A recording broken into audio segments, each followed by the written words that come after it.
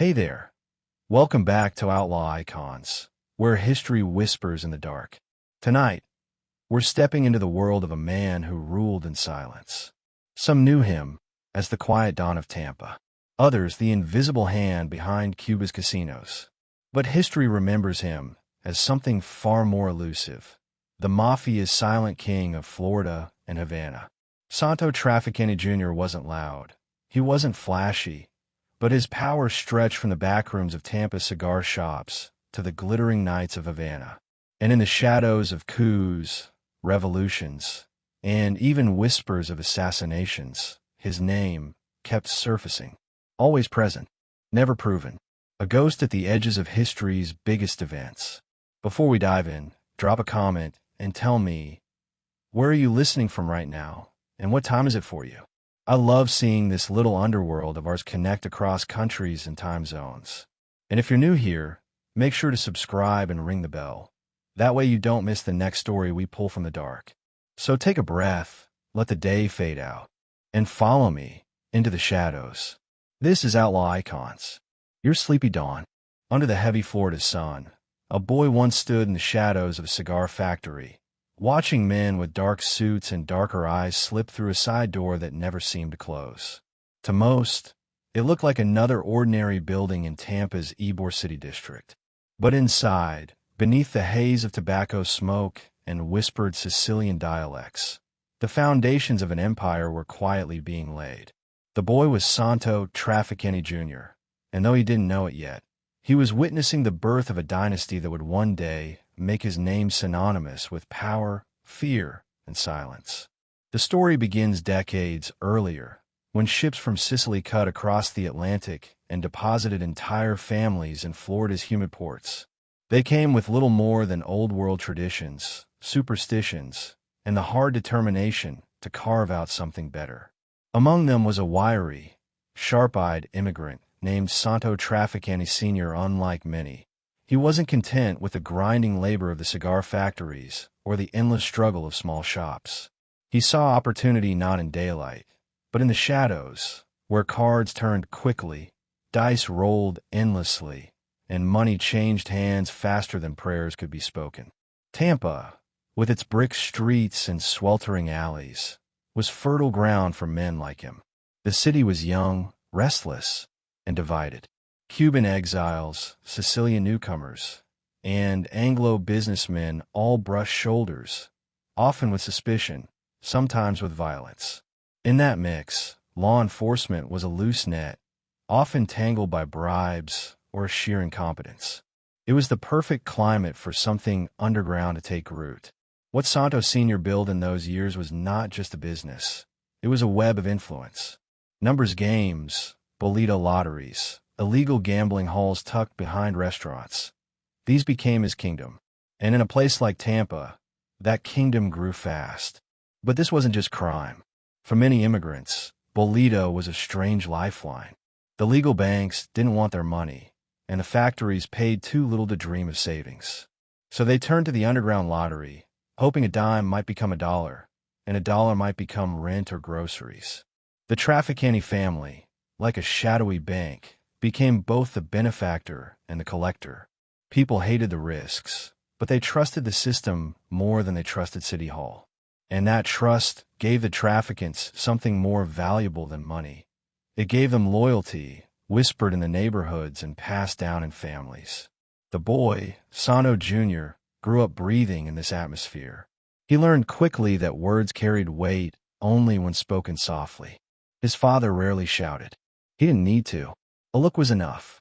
Respect was currency, and fear was the silent guard at the door. In Sicilian culture, there was a word for this power, this quiet gravity that made men obey without a raised voice. Omerta. It was not simply secrecy, it was survival. And in Tampa's small but dangerous underworld, survival meant knowing when to disappear, when to wait, and when to strike. By the 1920s, Prohibition had set the nation on fire, and Tampa was no exception. Whiskey and rum flowed through its backstreets like a hidden river, fueling both profits and murders. The Trafficante name began to appear in whispers not just among Sicilians, but among Cubans and Anglo politicians who suddenly found envelopes arriving in their offices. Santo Sr. wasn't the kind of gangster who carried a Tommy gun in the daylight. He carried influence like a shadow carries form, silent, always present, impossible to escape. For the boy, childhood was a lesson in contradictions. By day, he could see the sunlight spilling across the red brick streets, the smell of roasting coffee drifting through the air. By night, he heard the murmurs of men plotting in his father's parlor, their voices low and deliberate. They spoke of shipments, of politicians to be paid, of rivals who had stepped too far. Sometimes, the voices would stop abruptly, replaced by silence so heavy it felt like a wall pressing in. And then the boy knew someone's fate had just been sealed. In school, he was quiet, almost forgettable. Teachers noted his polite manners, his sharp intelligence, but nothing flamboyant. It was as if he had already learned to hide in plain sight, to cultivate invisibility. What his classmates didn't see was that he was already being trained, not in books or arithmetic, but in the unwritten codes of power. Every dinner table conversation was a lesson. Every visitor to the house was a chapter in survival. Tampa's underworld wasn't as large as New York's or Chicago's, but it was just as volatile. Rival gangs, Cuban lottery bosses, and ambitious outsiders all vied for a slice of the pie. Blood spilled often, and yet the traffickants endured. Their power didn't come from constant violence, but from calculated restraint. Violence, Santo Sr. believed, was like salt, useful in small amounts, ruinous in excess. This philosophy would become the cornerstone of his son's rise. There was a night, family lore whispers, when the boy asked his father why men bowed their heads when he entered a room. The old man placed a hand on his son's shoulder and said, softly, "Because they know what I can do, even when I don't do it." That single sentence became the guiding star of Santo Jr.'s life. Power wasn't about volume. It was about silence, about what you held back until the exact moment it was needed. As the years passed, the Trafficante home became a hub for more than just gamblers and hustlers. Politicians, sheriffs, and businessmen crossed the threshold, always smiling too wide, always leaving with pockets heavier or lighter than when they came. In those smoky rooms, young Santo learned the most important truth of organized crime. Money might open doors, but influence kept them from closing. Tampa itself mirrored this transformation. What had been a city of immigrants struggling to belong was becoming a city whose streets hummed with hidden deals. The cigar factories churned out smoke by day, while bolita numbers whispered through alleys by night. Each neighborhood seemed to beat with two hearts, one in the sunlight and one in the dark. And the dark heart was often steadied by the traffickants. Still, danger was never far. Rivals were watching, ambitious men from New Orleans, Chicago, and even Havana, eager to test the Tampa family's grip. Shootings erupted, bodies appeared in alleys, and newspapers occasionally hinted at gang wars, tearing through the immigrant quarters. Yet somehow, Santo Sr. always managed to stay untouched, like a chess master calmly rearranging pieces while others fell from the board. And always, the boy was there, absorbing every move, every silence, every lesson. The immigrant community, though, felt a complicated pride. Yes, they knew crime thrived. Yes, they knew blood was spilled. But in a city where Sicilians were often dismissed as second-class citizens, the Trafficante name carried a strange dignity. It meant their people could stand toe-to-toe with the Anglos who ran City Hall, that Sicilian voices could no longer be ignored. To some, the family's rise was shameful. To others, it was survival, proof that even in the shadows, their heritage had power. By the 1930s, the boy was no longer a child. He moved through the streets of Ybor with the calm assurance of someone who belonged to something larger than himself. But he carried an aura that set him apart, not brash like other young men, not eager to show off. His silence was unnerving. He seemed to already know that noise draws bullets, and patience wins wars. The world outside Tampa was changing fast. Prohibition was ending, the Depression was biting deep, and across the ocean, rumblings of another war began to stir. But in Tampa's tight-knit neighborhoods, the traffickants were preparing for their next move. Santo Jr., now stepping into adulthood, was being groomed for something bigger than backroom bolita games. He was the heir to a silent empire. The boy who had once listened from the corner of smoky parlors was beginning to take his own seat at the table. His father watched closely, testing him in small ways, sending him to deliver messages, to negotiate with stubborn partners, to gauge his instinct for diplomacy. And each time, the boy returned calm, measured, unshaken. It was becoming clear that the next chapter of the family story would be written in his voice, even if that voice was rarely raised. But beneath this calm rise, storms were brewing. The Mafia in New York was consolidating under bosses like Luciano and Costello, reshaping the underworld into a national syndicate. And in Cuba, whispers of opportunity were growing louder: casinos, rum, and the promise of untold riches. The elder Trafficante knew the future would not be fought in Tampa's alleys alone. The battlefield would stretch across oceans, and his son would have to step into it. For now, though, the boy stood at the edge of his inheritance. Tampa had given him roots, had taught him silence, patience, and the weight of loyalty. But roots, by nature, dig deep into the dark. And when they spread far enough, they can crack stone. The chapter of childhood was ending, and the chapter of empire was beginning. Yet with every empire comes a cost. And in the humid nights of Tampa, as gamblers whispered numbers and politicians counted envelopes, a quiet question lingered in the shadows. How far would this son go in carrying the father's crown? The answer would come not in Tampa's backrooms, but in Havana's glittering nights, where revolutions burned and fortunes turned to ash. But before he could claim his throne in Cuba, Santo Jr. first had to survive the shifting sands of power at home. And survival, in a world where silence was sharper than any blade, would demand sacrifices that no boy could ever truly prepare for. The boy of Tampa was gone. In his place, a man was emerging, one who would be called many things: heir, boss, diplomat, smuggler. But soon, he would earn another title, one whispered across borders and through decades: the Silent King. And the first test of that kingship was waiting just beyond the horizon, where shadows stretched not only across Florida, but all the way to the island of Cuba. The night a man named Santo Trafficante Jr. first stepped into a Havana casino, he was no tourist. The chandeliers glittered, the dice tumbled across green felt, and American soldiers on leave laughed too loudly at their winnings. But his eyes didn't wander toward the glamour. They fixed on the shadows, the dealers who moved with mechanical precision, the pit bosses who watched with predators' eyes, the politicians smiling in corners as money slipped from hand to hand. To anyone else, it looked like entertainment. To him, it was an empire waiting for an owner. And he knew, deep in the marrow of his bones, that Tampa was too small to hold his ambitions forever. Before that moment, though, there had been years of grit and patience. Santo Sr. wasn't born into wealth or prestige. He was a Sicilian immigrant in a city where Sicilians were still treated as outsiders, lumped into the same category as Cubans and other foreigners the Anglo elite kept at arm's length. To the cigar magnates and bankers of Tampa, men like him were invisible. But invisibility, as he would teach his son, was sometimes the greatest weapon. No one sees you coming until it's too late.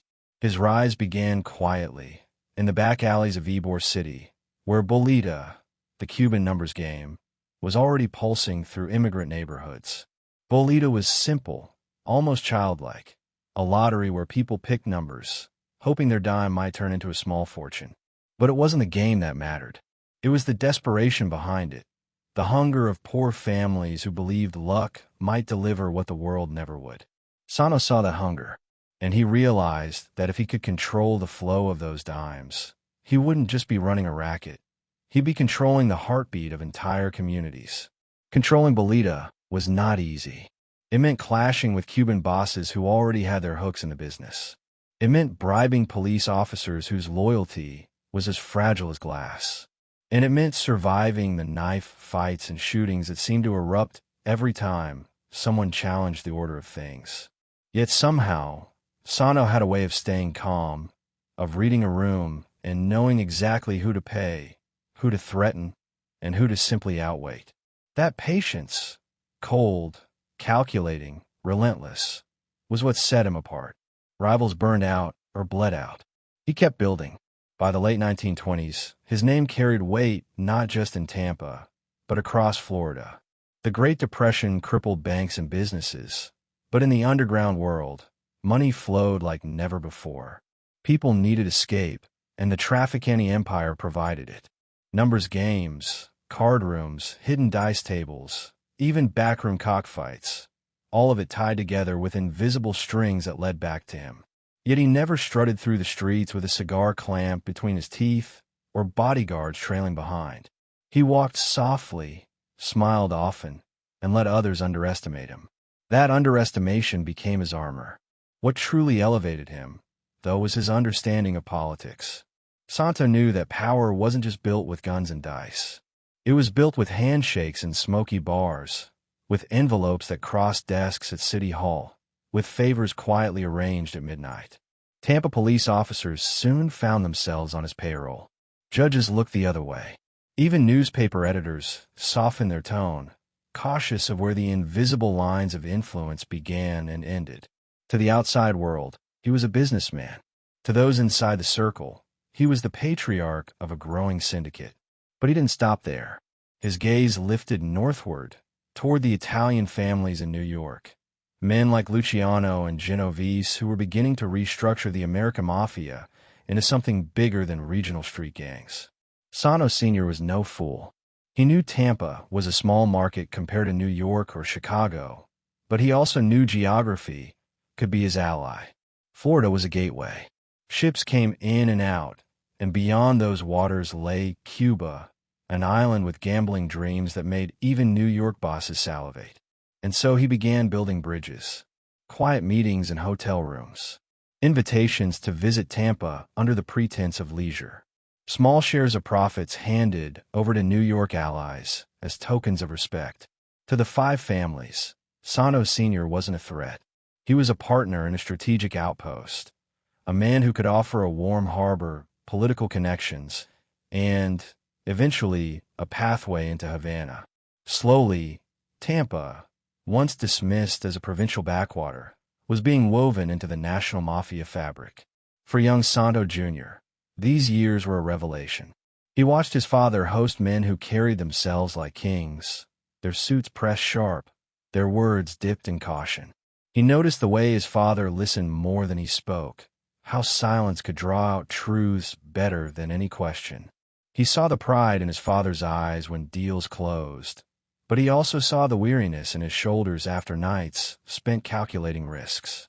Power was intoxicating, yes, but was also a burden. The Cuban connection became the elder trafficant's greatest gamble. Havana in the 1930s and 40s was a city of contradictions. Sunlit beaches and smoky backrooms, rum-soaked tourists and iron-fisted dictators. Politicians sold their loyalty to the highest bidder, and the mafia was more than willing to buy. Santo Sr. cultivated friendships with Cuban figures, offering investment in casinos and gambling halls in exchange for access and protection. To him, Havana was not just an extension of Tampa. It was the crown jewel, the place where real money and real influence would blossom. But every step forward carried danger. Rivals in Tampa resented his growing reach. Cuban bosses were wary of Sicilian encroachment, and the U.S. government, though still clumsy in its fight against organized crime, was beginning to take notice of syndicates that stretched across state lines. Yet somehow, he balanced it all. He wasn't flashy like Capone, nor terrifying like Anastasia. He was the opposite, measured, quiet, always willing to let someone else take credit while he pocketed the profits. There is a story whispered among old-timers in Tampa. One evening, after a particularly tense meeting with a Cuban associate who had threatened to pull out of a deal, Santo Sr. poured himself a glass of wine, leaned back, and told his son, "Never chase the loud ones. They burn fast. The quiet men, those are the ones who last." The lesson sank deep. Decades later, His son would embody it so perfectly that even federal investigators called him the most silent Don in America. By the mid-1940s, the patriarch's grip on Tampa was ironclad. The Bolita games, once scattered and chaotic, now flowed like rivers into his treasury. Casinos in Havana began to take shape under his watchful eye, their neon lights shimmering against the Caribbean night. Politicians on both sides of the Florida Straits smiled at the mention of his name. For an immigrant once dismissed as invisible, it was a quiet triumph. Yet, beneath the surface, shadows lengthened. War had ended in Europe. Soldiers returned home restless, and Havana streets grew even more crowded with gamblers and dreamers. The more money flowed, the more envy it stirred. The Chicago outfit had its own interests in Cuba. New York bosses watched closely. Even within Tampa, younger men hungered for a bigger slice. Santo Sr. could feel the walls tightening, the sense that the empire he had built with patience and calculation was reaching a dangerous peak. And then there was his son. Santo Jr. was no longer just an observer. He was stepping into the business with the same calm silence that had defined his father. The patriarch had prepared him well, too well, perhaps. Some whispered that the boy was colder than his father, more calculating, less sentimental. If the elder Trafficante built with loyalty, the younger one would rule with strategy. It was a transition that could strengthen the dynasty or fracture it. The elder patriarch aged, his once sharp eyes dimming, but his mind never strayed far from Havana. He knew the future of the Tampa Mafia wasn't in cigar factories or alleyway lotteries. It was in the casinos of Cuba, where American dollars rained down like confetti and political corruption was as common as the salt air. He laid the groundwork, cemented the contacts, opened the doors. All that remained was for his son to walk through them. But walking through those doors meant entering a storm. The island that glimmered with neon and opportunity was also a volcano simmering with revolution. Beneath the music and rum, whispers of Castro's rebels echoed louder each year. Santo Sr. could sense the tension, but he would not live long enough to see how violently it would erupt. That burden, and that opportunity, would fall to his son. And so, as the patriarch's health declined in the early 1950s, the torch began to pass. Tampa's empire stood strong. Havana's casinos glowed brighter than ever, and the Trafficante name carried respect from Miami to New York. Yet in the quiet of his final nights, perhaps Santo Sr. wondered if he had built something too vast, too entangled, too dangerous for any one man to control. When he died, the city mourned in silence. His funeral drew not just Sicilian families but Cuban allies, politicians, even whispers of men from New York. It was the end of one era, but not the end of the story. For standing at the graveside was a son who had inherited not just an empire, but a philosophy: speak less, control more, and never let the world see the storm beneath your calm. And in the months that followed, that son would step fully into the role his father had prepared him for, the silent king of Florida and Cuba. But with every crown comes a curse, and Santo Jr.'s reign would unfold in a world far more treacherous than even his father had imagined. Because across the waters of Havana, a revolution was beginning to roar, and with it, the Trafficante legacy would be tested in ways that no dynasty could ever prepare for. The boy sat in the back of a dimly lit cafe, no more than 12 years old, pretending to read a newspaper he could barely follow. The smoke from cigars curled around him like ghosts, the air thick with the sound of dice clattering against wood and the rhythmic clink of glasses. He wasn't there for the games, nor for the liquor. He was there to watch his father. Every movement of the old man was a lesson. How he tilted his head when listening, how he lowered his voice until the room leaned in closer, how his smile concealed a warning sharper than any blade. Santo Trafficante Jr. was not learning arithmetic or geography that night. He was learning how power was carried. And even as a child, he seemed to understand that this kind of education was far more valuable than anything a classroom could offer. He grew up surrounded by the duality of Tampa's immigrant world. By day, he was just another boy walking past the cigar factories, the air heavy with the sweet, pungent scent of tobacco. He heard the chatter of Spanish and Sicilian, the laughter of men spilling out of union halls, the clatter of horse-drawn carts rattling down cobblestone streets. To the outside, it was an ordinary neighborhood. But for him, each storefront was a mask, each cheerful greeting a disguise. Behind the butcher shops, the bakeries, the cafes, lay a darker truth. Numbers games, clandestine meetings, whispered arguments that ended in sudden silence. From his earliest memories, Santo Jr. absorbed the rhythm of this life. He noticed the way his father's footsteps slowed before entering certain rooms, the way men looked away when they passed on the street, and the way cash seemed to flow not just into pockets, but into promises. He didn't need anyone to tell him the rules. He could feel them, like currents beneath the surface of a river, pulling everything in one direction. And already, he sensed he was destined to swim in those currents, whether he wanted to or not. Yet the boy was not reckless. While other children shouted in the streets, he often sat apart, watching, listening, storing details in the quiet vault of his mind. Teachers described him as polite, respectful, almost invisible. He didn't draw attention, and that invisibility became a kind of shield. Even as a teenager, when others longed to be noticed, he understood the dangerous value of being overlooked. It was a lesson hammered into him at the dinner table, where his father reminded him that loud men drew bullets. Quiet men drew respect. The grooming of the heir began not with grand declarations, but with small tests. A simple errand to deliver an envelope to a man who owed money. A quiet request to sit in on a meeting and say nothing.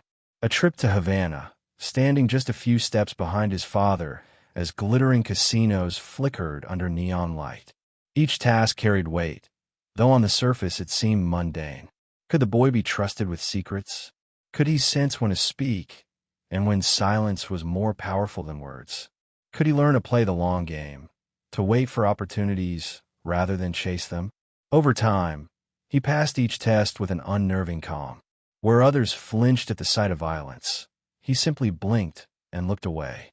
Where others blustered with pride after small victories, he remained composed, as though the outcome had never been in question. It wasn't cruelty that defined him, but detachment, a cold patience that allowed him to treat every event like a move on a chessboard. He could appreciate the thrill of the game, but he never forgot that a single careless move could topple the king. This calmness gave him an aura beyond his years. Even older men noticed it. They would whisper that the boy carried himself like a shadow, hard to see, harder to pin down. He didn't boast, didn't rush, didn't give away what he was thinking. And in a world where information was both currency and weapon, this made him valuable. Rivals underestimated him at first. Then they began to fear him. Still, he was human, and behind that quiet mask lay emotions he rarely revealed. There were nights when he lay awake, listening to distant gunshots echo through Tampa's immigrant neighborhoods, wondering if one of them would carry his family's name into the morning headlines. He knew what it meant to see his father's eyes heavy with exhaustion after long meetings, or to notice the flicker of doubt when talk of Havana's future came up. Beneath the silence, Santo Jr. felt the weight of inheritance pressing harder each year. An inheritance, in his family, was not simply money or property. It was expectation. It was the unspoken promise that he would step into shoes carved by violence, diplomacy, and secrets. For a boy barely entering manhood, the path was already written. And while he never spoke of rebellion, some part of him must have felt the chill of inevitability. The world around him was shifting as well. By the late 1930s, whispers of war spread across Europe, and even in Florida the tension could be felt. Immigrant families followed the news closely, sensing that the old world's conflicts could spill into their new one. For the traffickants, however, war meant something else: opportunity. With soldiers moving, with goods restricted, with borders strained, black markets thrived. And as always, the family business was ready to adapt. The boy watched as his father adjusted, turning setbacks into openings. Always calm, always patient.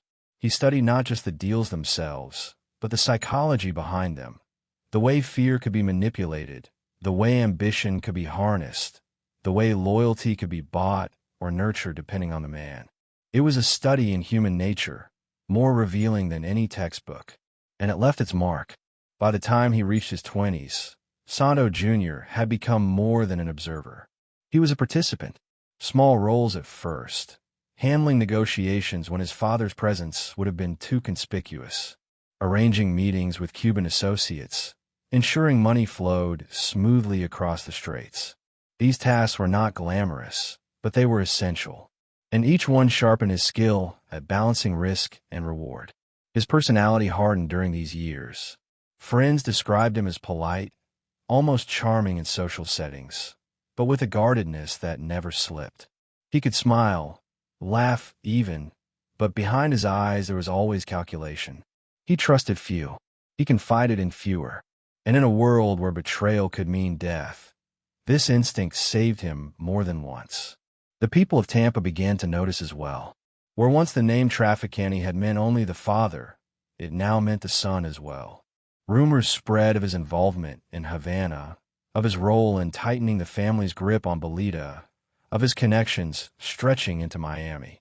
The truth was often less dramatic than the rumors, but the effect was the same.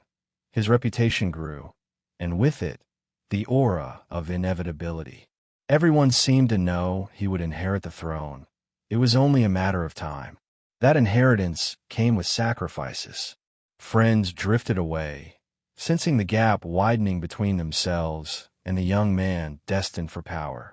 Romantic attachments faltered under the weight of secrecy and obligation. To belong to the Mafia was not simply to run a business.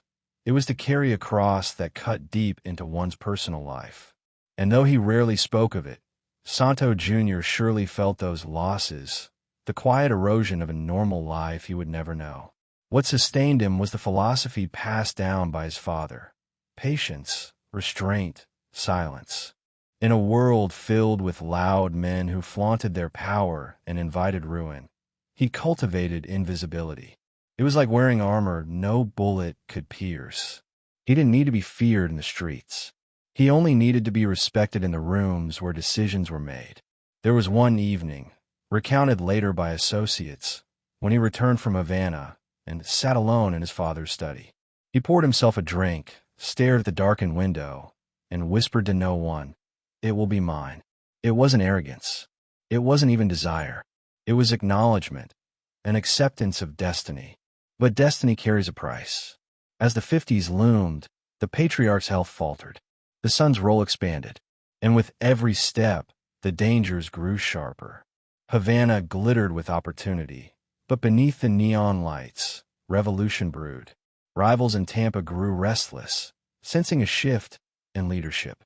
And federal investigators were beginning to turn their gaze south, determined to connect Tampa's underworld to the national syndicate.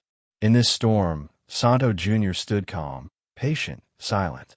The boy who once hid in the back of cafes had become a man prepared to sit at the head of the table. He was groomed, tested, hardened by a childhood lived in the shadows of power. And now, with the crown hovering just above his head, the question was no longer whether he would inherit the empire. It was whether he could keep it from collapsing under the weight of everything his father had built. And that answer would be revealed not in the quiet streets of Tampa, but in the roaring heart of Havana, where dice rolled, deals burned, and revolutions were only a whisper away. The first time Santo Trafficante Jr. was asked to sit at the table, it wasn't in Tampa.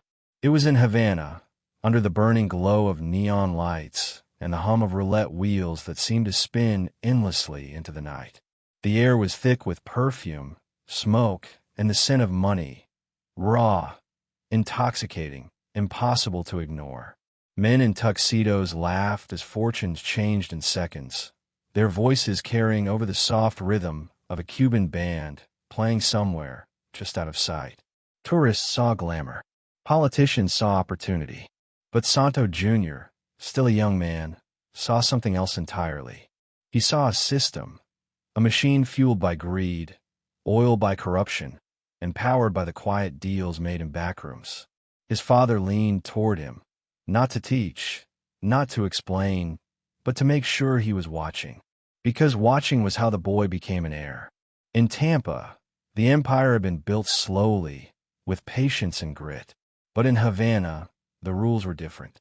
Casinos were palaces of temptation, built to lure Americans into parting with their dollars. Batista's government provided protection, and mafia bosses from New York to Chicago carved out slices of the pie. For a young apprentice like Santo Jr., this was not just exposure, it was initiation. He saw how bribes were delivered not with bags of cash, but with smiles, favors, and promises whispered over champagne. He saw that the true winners weren't the gamblers of the tables.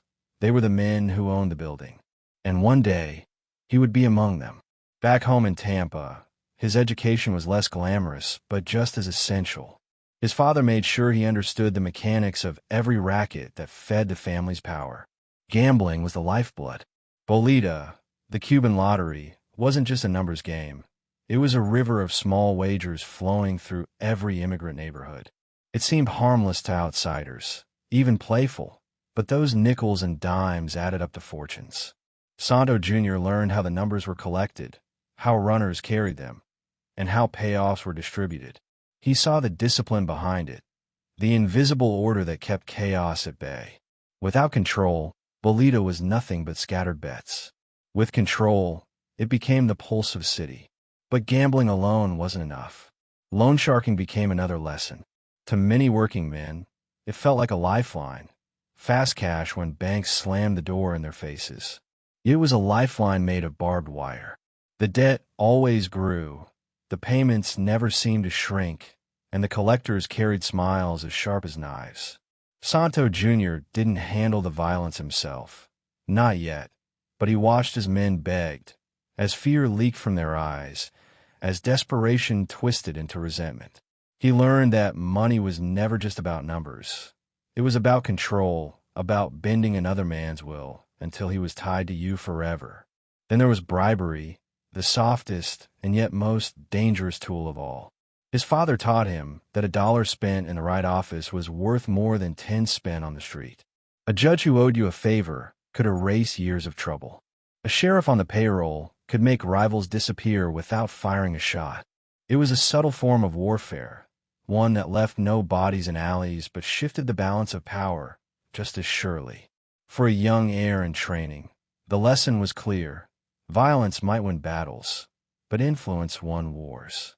Through it all, Santo Jr. carried himself with a restraint that unnerved even seasoned men. He didn't rush to speak, didn't flaunt his role. He listened. He calculated. And when he finally did speak, his words carried weight. Not because they were loud, but because they were rare. Men began to notice that behind his calm eyes was a mind that never stopped working. He was learning not just the trade, but the philosophy of power his father had crafted. Patience, subtlety, silence. There were tests, small at first, then larger.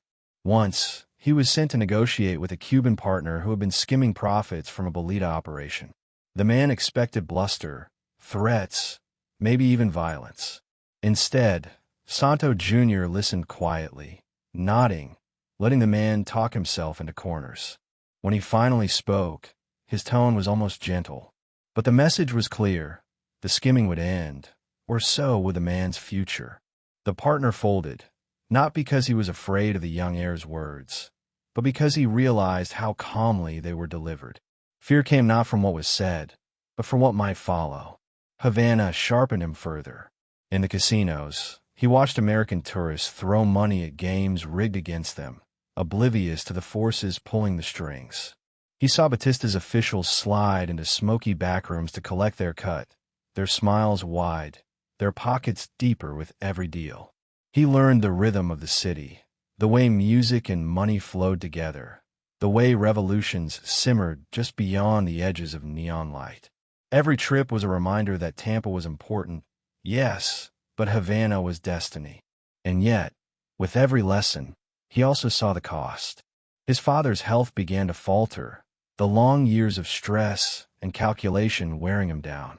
Santo Jr. noticed the fatigue in his eyes, the way his hands trembled slightly when pouring wine at dinner.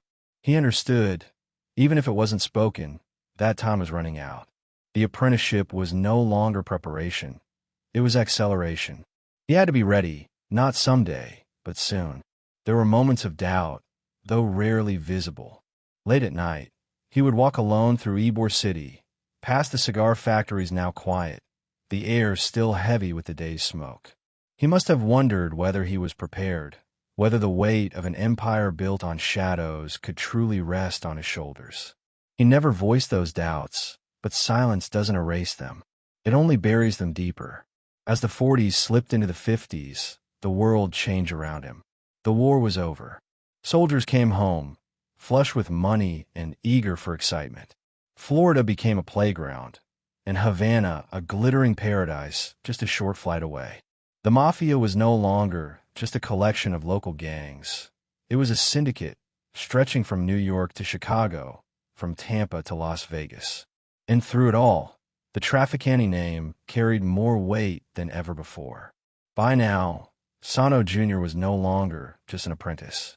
He was his father's right hand, a man trusted to handle delicate negotiations, to keep the books balanced, to ensure that the empire's foundations held steady.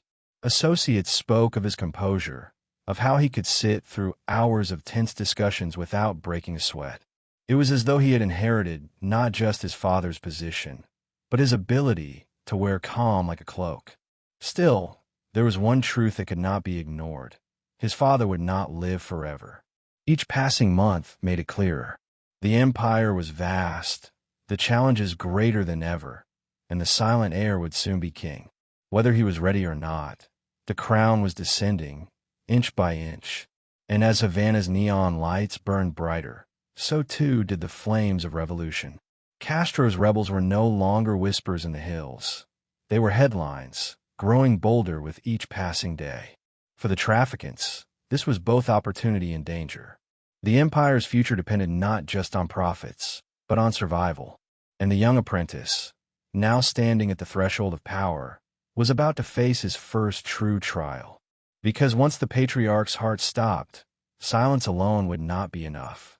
Santo Trafficante Jr. would have to prove that he could not only inherit an empire, but defend it against storms greater than any his father had ever faced.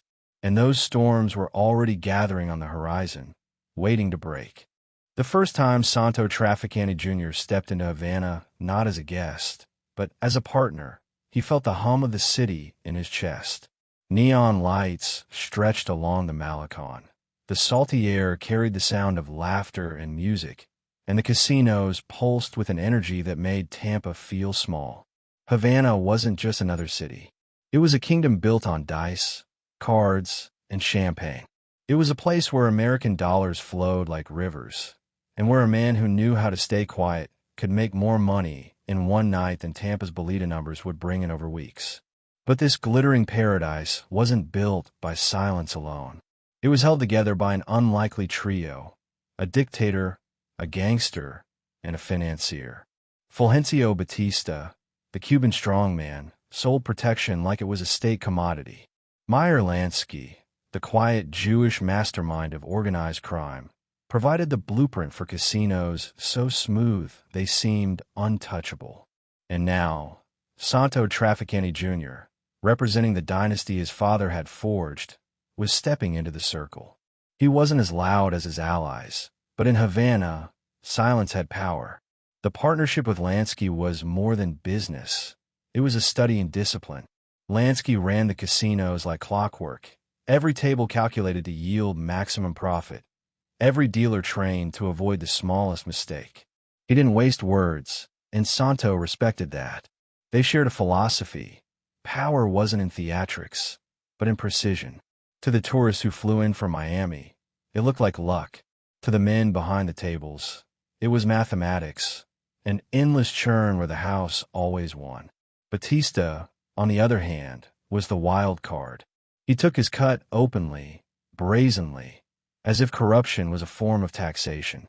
He allowed the casinos to thrive, but his greed was insatiable. For Santo, this was both a blessing and a danger. As long as the money flowed, Batista was an ally. But he was also unpredictable, a man whose loyalty was measured only in dollars. And Santo knew that building an empire on unstable ground meant you had to always be ready for the earth to shake. Still, the rewards were undeniable. Havana's casinos glittered like palaces. The Tropicana, with its dazzling shows and half-naked dancers under starlit gardens, became a symbol of decadent escape. Tourists packed the Riviera and the Nacional, tossing chips into games that were tilted ever so slightly against them. For every cheer at a roulette wheel, there was a sigh in a counting room where Santo and his partners watched the profits pile high. But beneath the champagne and music, there was another layer. Havana became the perfect meeting ground for mobsters from across America. New York bosses, Chicago dons, and Florida operators could gather under the guise of leisure. Deals were struck over mojitos, alliances formed in smoky hotel suites. And Santo, always quiet, always observing, gained something more valuable than money: trust. His discretion, his refusal to boast, made him indispensable. If Lansky was the architect and Batista the landlord, then Santo was the diplomat, the man who ensured that egos didn't erupt into chaos. He also understood that Havana wasn't just a playground. It was a laboratory. The profits from the casinos were reinvested into other ventures: gambling in Florida, narcotics routes, even political favors. Havana became the financial engine of the Mafia's expansion. And Santo, standing at the center of it, grew more powerful with each passing year. Yet he wasn't immune to doubt. Late at night, walking through Havana's streets, he must have felt the tension brewing beneath the city's glittering surface. He heard the whispers of revolution, the murmurs of Castro's rebels hiding in the mountains. He knew that Batista's greed made him vulnerable, that the foundation beneath the empire was less stable than it appeared. But what choice did he have? To step back meant weakness. To push forward meant gambling everything on a city that burned as bright as it was fragile. Back in Tampa, the empire continued to thrive. Bolita still flowed, bribes still greased the right hands, but now the city was no longer the crown jewel. It was the supporting act. Havana was the stage where Santo Jr. truly began to rule. And his father, watching from the sidelines, must have felt both pride and unease. He had prepared his son for this moment. But Havana was a beast unlike any other. It demanded not just discipline, but vision. And vision was something Santo carried in silence. He imagined an empire that stretched across Florida and Cuba, one that tied Tampa's immigrant streets to Havana's neon boulevards, one that could rival even New York syndicates. For a time, it seemed possible. The money was endless, the alliances strong, the system flawless. But no empire built on shadows is ever safe. Because in Havana, where the dice spun endlessly and the music drowned out the whispers, a storm was gathering. The tourists saw only the showgirls and cocktails. The mobsters saw only the profits. But Santo Trafficante Jr. could feel it in the air, as if the city itself was holding its breath. The Cuban connection was his triumph, but it would also become his greatest test. And soon, the glittering palaces of Havana would transform into battlefields, not of cards and dice, but of revolutions and betrayals that would shake the empire to its core. The old man's breath came shallow, each one thinner than the last, as though the weight of decades was finally pressing down on his chest. The house in Tampa was quiet that night, too quiet. Outside, the streets hummed with the muffled sounds of bolita runners collecting their numbers and gamblers chasing luck they would never find. But inside, the patriarch of the Trafficante family lay in bed, fading into the shadows he had ruled for so long. For those who stood watch, the silence was unbearable. Every whisper of cloth, every creak of the floor seemed like a countdown.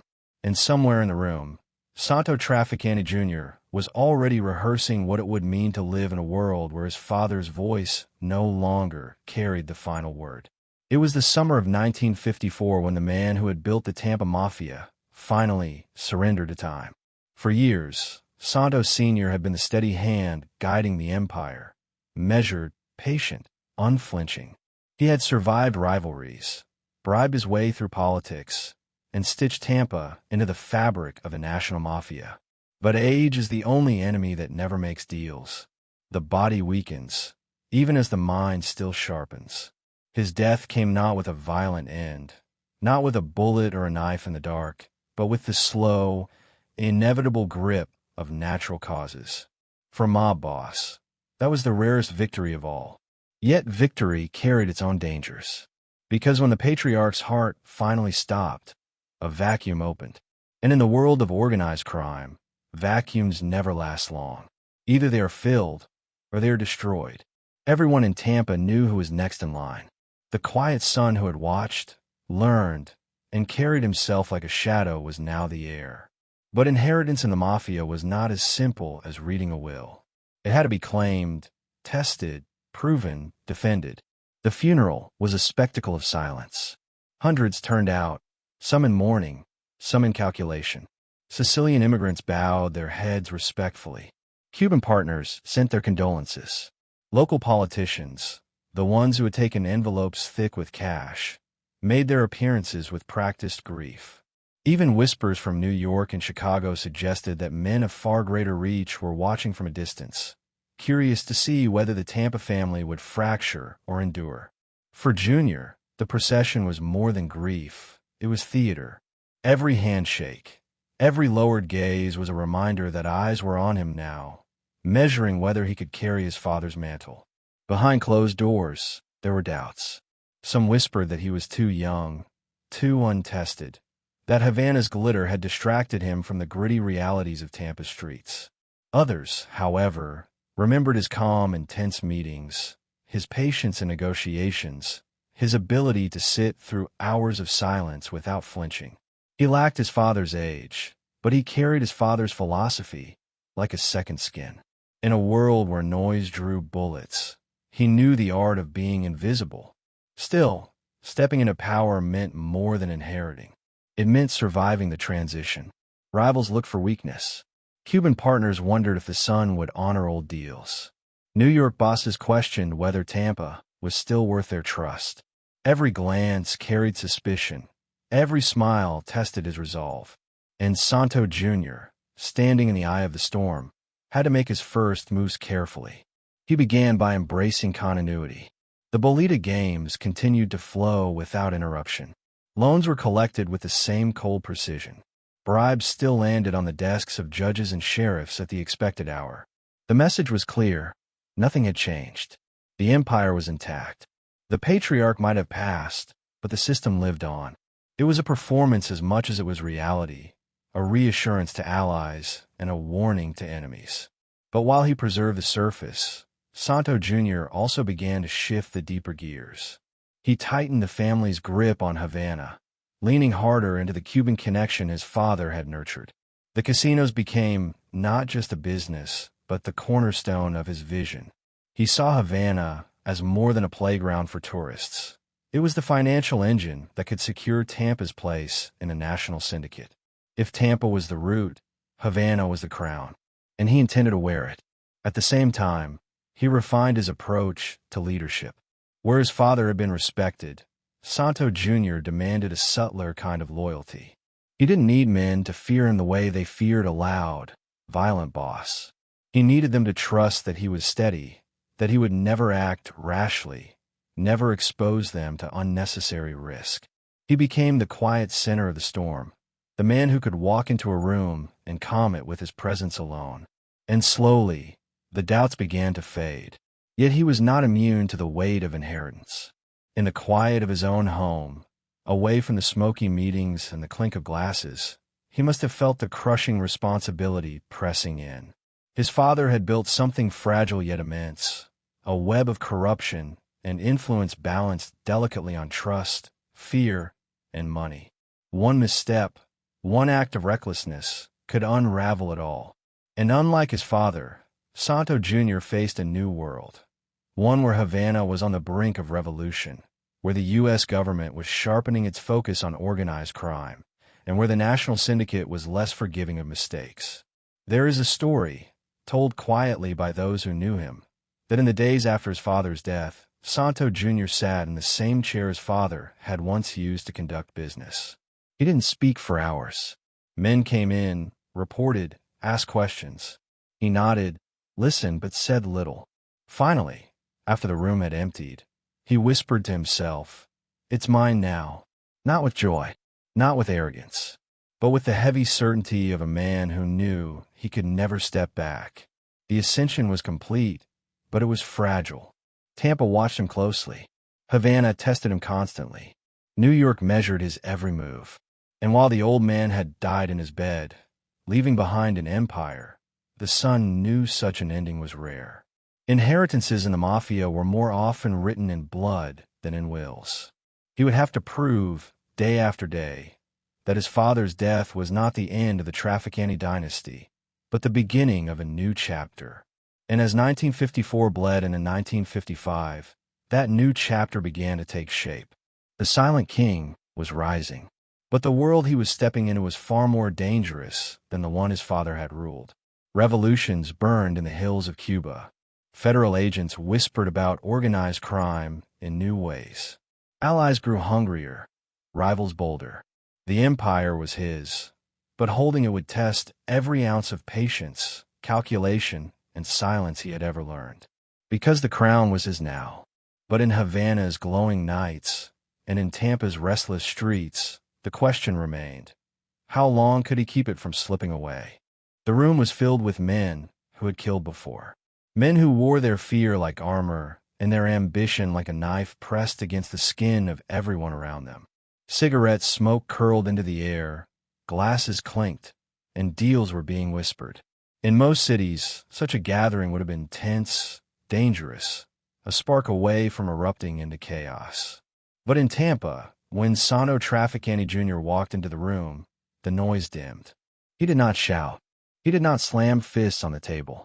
He didn't even raise his voice. He simply sat down, folded his hands, and waited. And in that silence, every man understood who held the crown. This was his way. Where others carved their reputations in blood and noise, Santo Jr. built his in shadows and patience. He didn't need to announce his presence. It was felt like the sudden chill that seeps in when a window is left open at night. His leadership was not theatrical. It was steady, deliberate, almost unnerving in its calmness. Those who expected explosions found themselves disarmed by stillness. Those who hoped to read his intentions found themselves staring into a mask that never cracked. Inheriting the Tampa Mafia in 1954 had placed him at crossroads. Many expected him to prove himself with violence, to remind the city and Havana that the new boss could be as ruthless as any. But Santo Jr. understood a truth his rivals never fully grasped. Violence was a currency that depreciated quickly. Spend too much of it, and soon it lost its power. Fear was valuable, yes, but fear alone couldn't build an empire. Respect, influence, and the ability to move unseen. Those were the tools that would keep him alive. His leadership style became a kind of paradox. He was visible everywhere and nowhere. In Tampa, he appeared at family gatherings, community events, restaurants where he shook hands with men who smiled too wide. In Havana, he walked through the casinos like a guest of honor, always greeted, always respected. But rarely, if ever, did he allow himself to be photographed or quoted. Reporters hunting for sensational stories about gangsters found nothing. No flashy suits, no flamboyant displays of wealth, no late-night scandals. To the public, he was almost invisible. To those in the know, he was unavoidable. This invisibility gave him an advantage over the louder dons of his era. Men like Sam Giancana in Chicago or Vito Genovese in New York filled headlines, drawing the attention of law enforcement and politicians eager to make careers by prosecuting the Mafia. Santo Jr. kept his name out of print.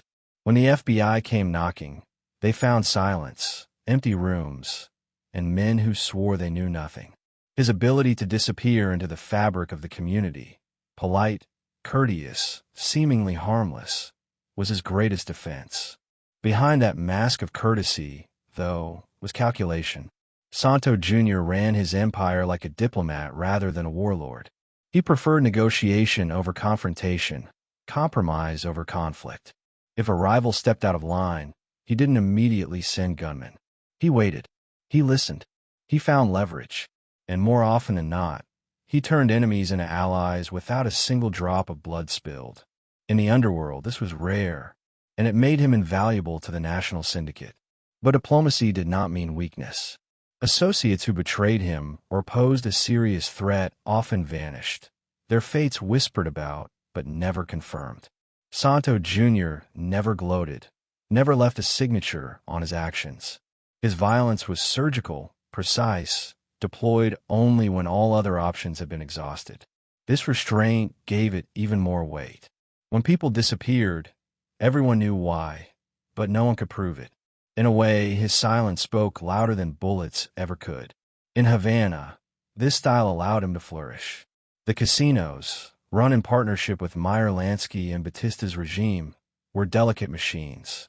They required balance, keeping the tourists happy, the government satisfied, the Mafia bosses aligned. Any sudden violence could collapse the whole system. Santo Jr. became the perfect operator. He smoothed over disputes, calmed egos, and ensured that profits flowed without interruption. His role was not to dominate, but to orchestrate, to keep the symphony playing while others focused on their solos. Men who met him often left unsettled. They expected arrogance from a man of his stature, or perhaps an aura of menace. Instead, they found a soft-spoken figure who asked questions more than he gave orders, who seemed content to let others do the talking. But later, when deals were struck and money shifted, they realized his fingerprints were on everything. He was the quiet hand moving pieces across the board while others thought they were playing their own game. Inside his family, he cultivated loyalty not through fear, but through trust. He paid his men reliably, ensured their families were cared for, and demanded discipline in return. He insisted on discretion, on keeping the family's name out of the newspapers, on avoiding unnecessary bloodshed. For younger associates eager to prove themselves, this restraint was frustrating. They wanted glory, recognition, a reputation carved in violence. But Santo Jr. would remind them that true power wasn't in headlines. It was in longevity. The man who stayed alive longest won the game. Still, this style carried risks. In a world where loud men often cowed rivals into submission, silence could be mistaken for weakness. Enemies sometimes tested him, pushing boundaries, probing for signs that the new boss lacked steel. Each time, he responded not with bluster, but with calculated precision. A business deal cut off here, a partner shifted there, a subtle reminder that he could tighten the noose without lifting a finger. Slowly, the test diminished. The Silent King had proven that calm did not mean soft. This reputation spread beyond Tampa and Havana. In New York, the five families recognized his value. In Chicago, the outfit respected his discretion. While others fought bloody wars for dominance, Santo Jr. maintained peace, ensuring that Tampa remained profitable and Havana remained the jewel in the syndicate's crown. His ability to balance these worlds made him an elder statesman long before age granted him that title. But silence, for all its strength, can also be isolating. Behind the curtain of diplomacy and calm, he bore the weight of decisions few could imagine. To choose when a man lived or died. To balance loyalty against betrayal. To smile in the face of politicians he had bribed, knowing they would turn on him if it suited their ambitions. These burdens left no outward trace, but surely they pressed against him in quiet moments. Power built on shadows demands vigilance, and vigilance leaves little room for rest. The paradox of Santo Trafficante Jr. was that he ruled without spectacle, yet his influence was immense. He never sought to be the loudest man in the room, yet rooms shifted when he entered. He didn't demand loyalty with threats, but men followed him as if bound by invisible chains. He was the kind of boss who left no trail, no speech, no evidence, just a silence so heavy it became its own language. And yet, as the 50s marched forward, silence could not shield him from the storms approaching. Havana's glittering knights were growing restless. Castro's rebels were gaining strength. Batista's regime was wobbling, and the foundations of the casino empire trembled beneath the weight of revolution. Santo Jr. had mastered the art of quiet rule, but revolution was a different kind of noise. Loud, relentless, impossible to ignore. For now, though, he sat at the center of his empire, calm as ever, the silent king whose rule stretched from the cigar factories of Tampa to the neon-lit casinos of Havana. But the question lingered in the smoke-filled air. Could silence alone survive a storm that promised to shatter everything in its path? The air in Miami was different. It was thicker, humid, buzzing with a kind of restless energy that Tampa never had. Palm trees swayed as if they already knew what was coming. Money, power, danger. In the late 1950s, Miami wasn't just a tourist destination anymore. It was a frontier. And, for Santo Trafficante Jr., it was the next board in a game he'd been quietly winning for years. He didn't arrive with guns or headlines. He arrived with silence. And in that silence, he built something far larger than anyone expected. The Tampa Empire had been solid, reliable. Bolita still pumped money into the veins of the city. Havana's casinos glittered with profits. But Santo Jr. understood that empires collapse if they don't expand. Like a shark, the Mafia had to keep moving, keep feeding, or it would suffocate. In South Florida was the natural expansion. Miami, Fort Lauderdale, even West Palm Beach. Each city was ripe with tourists, gamblers, and desperate men looking for a way to make fast money. Santo didn't need to reinvent the wheel. He simply extended the spokes of his existing machine. Gambling was the first move. Bolita, the Cuban lottery that had defined Tampa for decades, found fertile ground in Miami's neighborhoods. Runners collected numbers with the same hushed efficiency. Families played their dimes with the same desperate hope, and the profits streamed back to traffickants' coffers. But this wasn't just about nickels and dimes anymore. Miami was larger, wealthier, more international.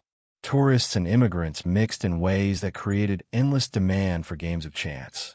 Santo seized it, layering Bolita with illegal card rooms and backroom dice tables that seemed harmless but paid out fortunes. But Miami wasn't just another Tampa. It was a crossroads. Planes and ships moved through constantly, carrying not just tourists, but cargo. And in that cargo lay another opportunity: narcotics. For years, heroin had trickled into the United States through networks tied to the French Connection in Marseille. By the 1950s, Florida was emerging as a new corridor. Santo Jr. didn't handle the drugs directly. He was too careful, too aware of the heat that came with narcotics. Instead, he positioned himself as the broker, the facilitator, the silent hand, making sure shipments moved smoothly and profits found their way to the right people. Drugs were dangerous business. They carried heavier sentences, drew more attention from federal agencies, and created chaos in the streets. But they also generated money faster than anything else. Santo approached it with the same philosophy he applied to everything: quiet control. He didn't flood Miami with heroin. He didn't allow chaos to spiral. Instead, he carved out a steady, discreet pipeline, one that made him indispensable to larger players while keeping his own profile low. And then there was bribery, the grease that kept the wheels turning. South Florida law enforcement was as corruptible as Tampa's had ever been. Sheriffs, city officials, even politicians found envelopes on their desks, slipped to them with polite nods and soft words. For many, it was easier to take the money than to resist it. Miami's booming tourism industry relied on entertainment, and what Santo provided, gambling, nightlife, discreet pleasures, was entertainment the city didn't want to acknowledge publicly, but also didn't want to lose. So the game went on, hidden in plain sight. What made Santo's expansion so effective was his diplomacy. He didn't storm into Miami demanding territory. He didn't ignite wars with Cuban operators or local gangsters. He worked with them. He negotiated, compromised, offered partnerships where others would have imposed ultimatums. In the Mafia world, this was unusual. Most bosses sought dominance through blood. Santo sought it through patience. And it paid off. Miami became an extension of his empire without the kind of violent headlines that destroyed other syndicates. Yet this expansion carried risks he couldn't ignore. The FBI was changing. In the early 50s, J. Edgar Hoover had barely acknowledged the Mafia's existence. By the late 50s, that was shifting. Investigations grew sharper, wiretaps more common, informants more willing to trade loyalty for freedom. Santo's invisibility was his shield, but in Miami, invisibility was harder to maintain. Tourists noticed things. Reporters sniffed out scandals. And federal agents knew that where gambling thrived, something darker usually lurked beneath. Inside the family, too, pressure built. Younger associates saw the narcotics trade as a chance to strike it rich. They wanted more, faster, louder. They didn't share Santo's patience. Some whispered that he was too cautious, too willing to wait while opportunities slipped by. But those whispers never gained ground. Because when men compared his record to anyone else's, they saw a leader whose empire never cracked, whose profits never stopped flowing, whose silence never slipped. Patience wasn't weakness. It was strategy. There's a story from these years that captures his style. A rival operator in Miami began skimming heavily, pulling money out of games that were supposed to pay the Trafficante network. Santo didn't send a crew to smash the man's operation. He didn't order a hit in the dark. Instead, he invited him to dinner. The meal was polite, the conversation calm. Santo never raised his voice, never threatened. But by the time dessert was finished, the rival knew his days of skimming were over. Not because he had been warned, because he had been made to feel the weight of inevitability. And within weeks, the man was back in line, his operation restored, his loyalty reforged without a single drop of blood spilled. But diplomacy could only stretch so far. Narcotics brought with them violence Santo couldn't always contain. Addicts on the streets of Miami, overdoses whispered in hospitals, small-time dealers who didn't play by the rules. All of it drew attention. Santo managed it as best he could, keeping his own name distant from the trade. But the shadow of drugs was creeping closer, threatening to expose the empire's quiet expansion. And he knew that if the authorities ever tied narcotics directly to his name, silence alone would not save him. Still, the Florida syndicate grew. By the end of the decade, Tampa was secure, Miami was thriving, and South Florida had become a hub that tied together gambling, drugs, and political corruption in a seamless web. Santo was no longer just a regional boss. He was becoming something larger, a bridge between America's mafia families, Havana's casinos, and international narcotics pipelines. He was the diplomat, the broker, the silent king whose reach extended far beyond the brick streets of Ybor City. But power never comes without shadows. Behind the neon lights of Havana, behind the bustling streets of Miami, a storm was building. Castro's revolution was gathering force. Batista's grip was slipping. And the empire Santo had expanded so carefully into Florida, and Cuba stood on ground that was beginning to shake. For now, though, the Florida syndicate was his triumph. Quiet, steady, low-key, but immensely profitable. He had taken his father's teachings and turned them into a philosophy of leadership that defied the violent cliches of the Mafia. Yet as the 50s bled into the 60s, one question lingered like smoke in the air. Could the silent king maintain his empire when the world around him was about to erupt in fire? The lights of Havana at night could blind a man to reality. Neon stretched across the skyline, casinos glowed like palaces, and music spilled into the streets until dawn. The sound of dice rolling across velvet, coins clattering into trays, and champagne corks popping filled the air. For American tourists, it was paradise. For the Mafia, it was a gold mine. And at the heart of it, calm and patient as ever, was Santo Trafficante Jr. He didn't need to stand in the spotlight. He didn't need to gamble at the tables. He simply stood in the background, watching, listening, counting the profits that flowed like rivers into his hands. The 1950s were the golden years of gambling in Batista's Cuba. With the dictator firmly in power, the island became a playground for the rich, the famous and the reckless. Hollywood stars strolled through the lobbies of the Hotel Nacional. Politicians and businessmen from the United States sipped cocktails at the Riviera. Tourists lost fortunes at the Tropicana, while showgirls danced beneath the stars. Havana was marketed as the Monte Carlo of the Caribbean, and the description was no exaggeration. But behind the glamour, there was a darker truth. Everything was rigged. The tables were tilted, the slot machines fixed, the dealers trained to make sure the house always won.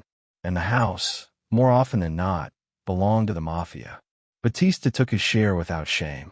He treated corruption like policy, openly inviting organized crime to invest in Havana.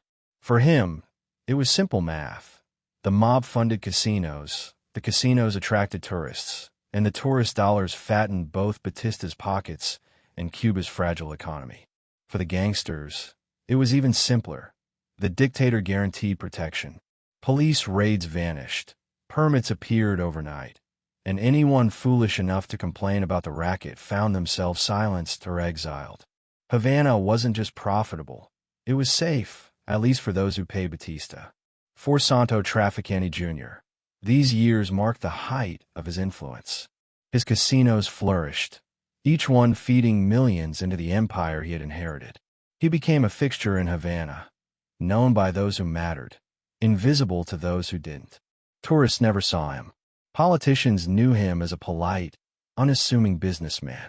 But every chip, every wager, every glass of rum poured in those glittering halls carried a fraction of profit back to his quiet hands. Partnership with Meyer Lansky proved essential. Lansky was the architect, the man who knew how to run casinos with mathematical precision, who could design systems where profit was guaranteed and theft nearly impossible. Together, they created operations so smooth that even suspicious customers walked away convinced they had simply been unlucky. The illusion of fairness was key, and Lansky provided it. Trafficante provided the muscle behind the scenes, the diplomacy with Batista's men, the silent assurance that nothing would disturb the balance.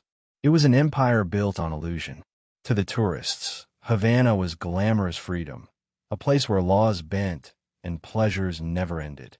To the mob, it was a machine, each cog perfectly aligned, each deal carefully calculated. And Santo, with his calm patience, made sure the gears never jammed.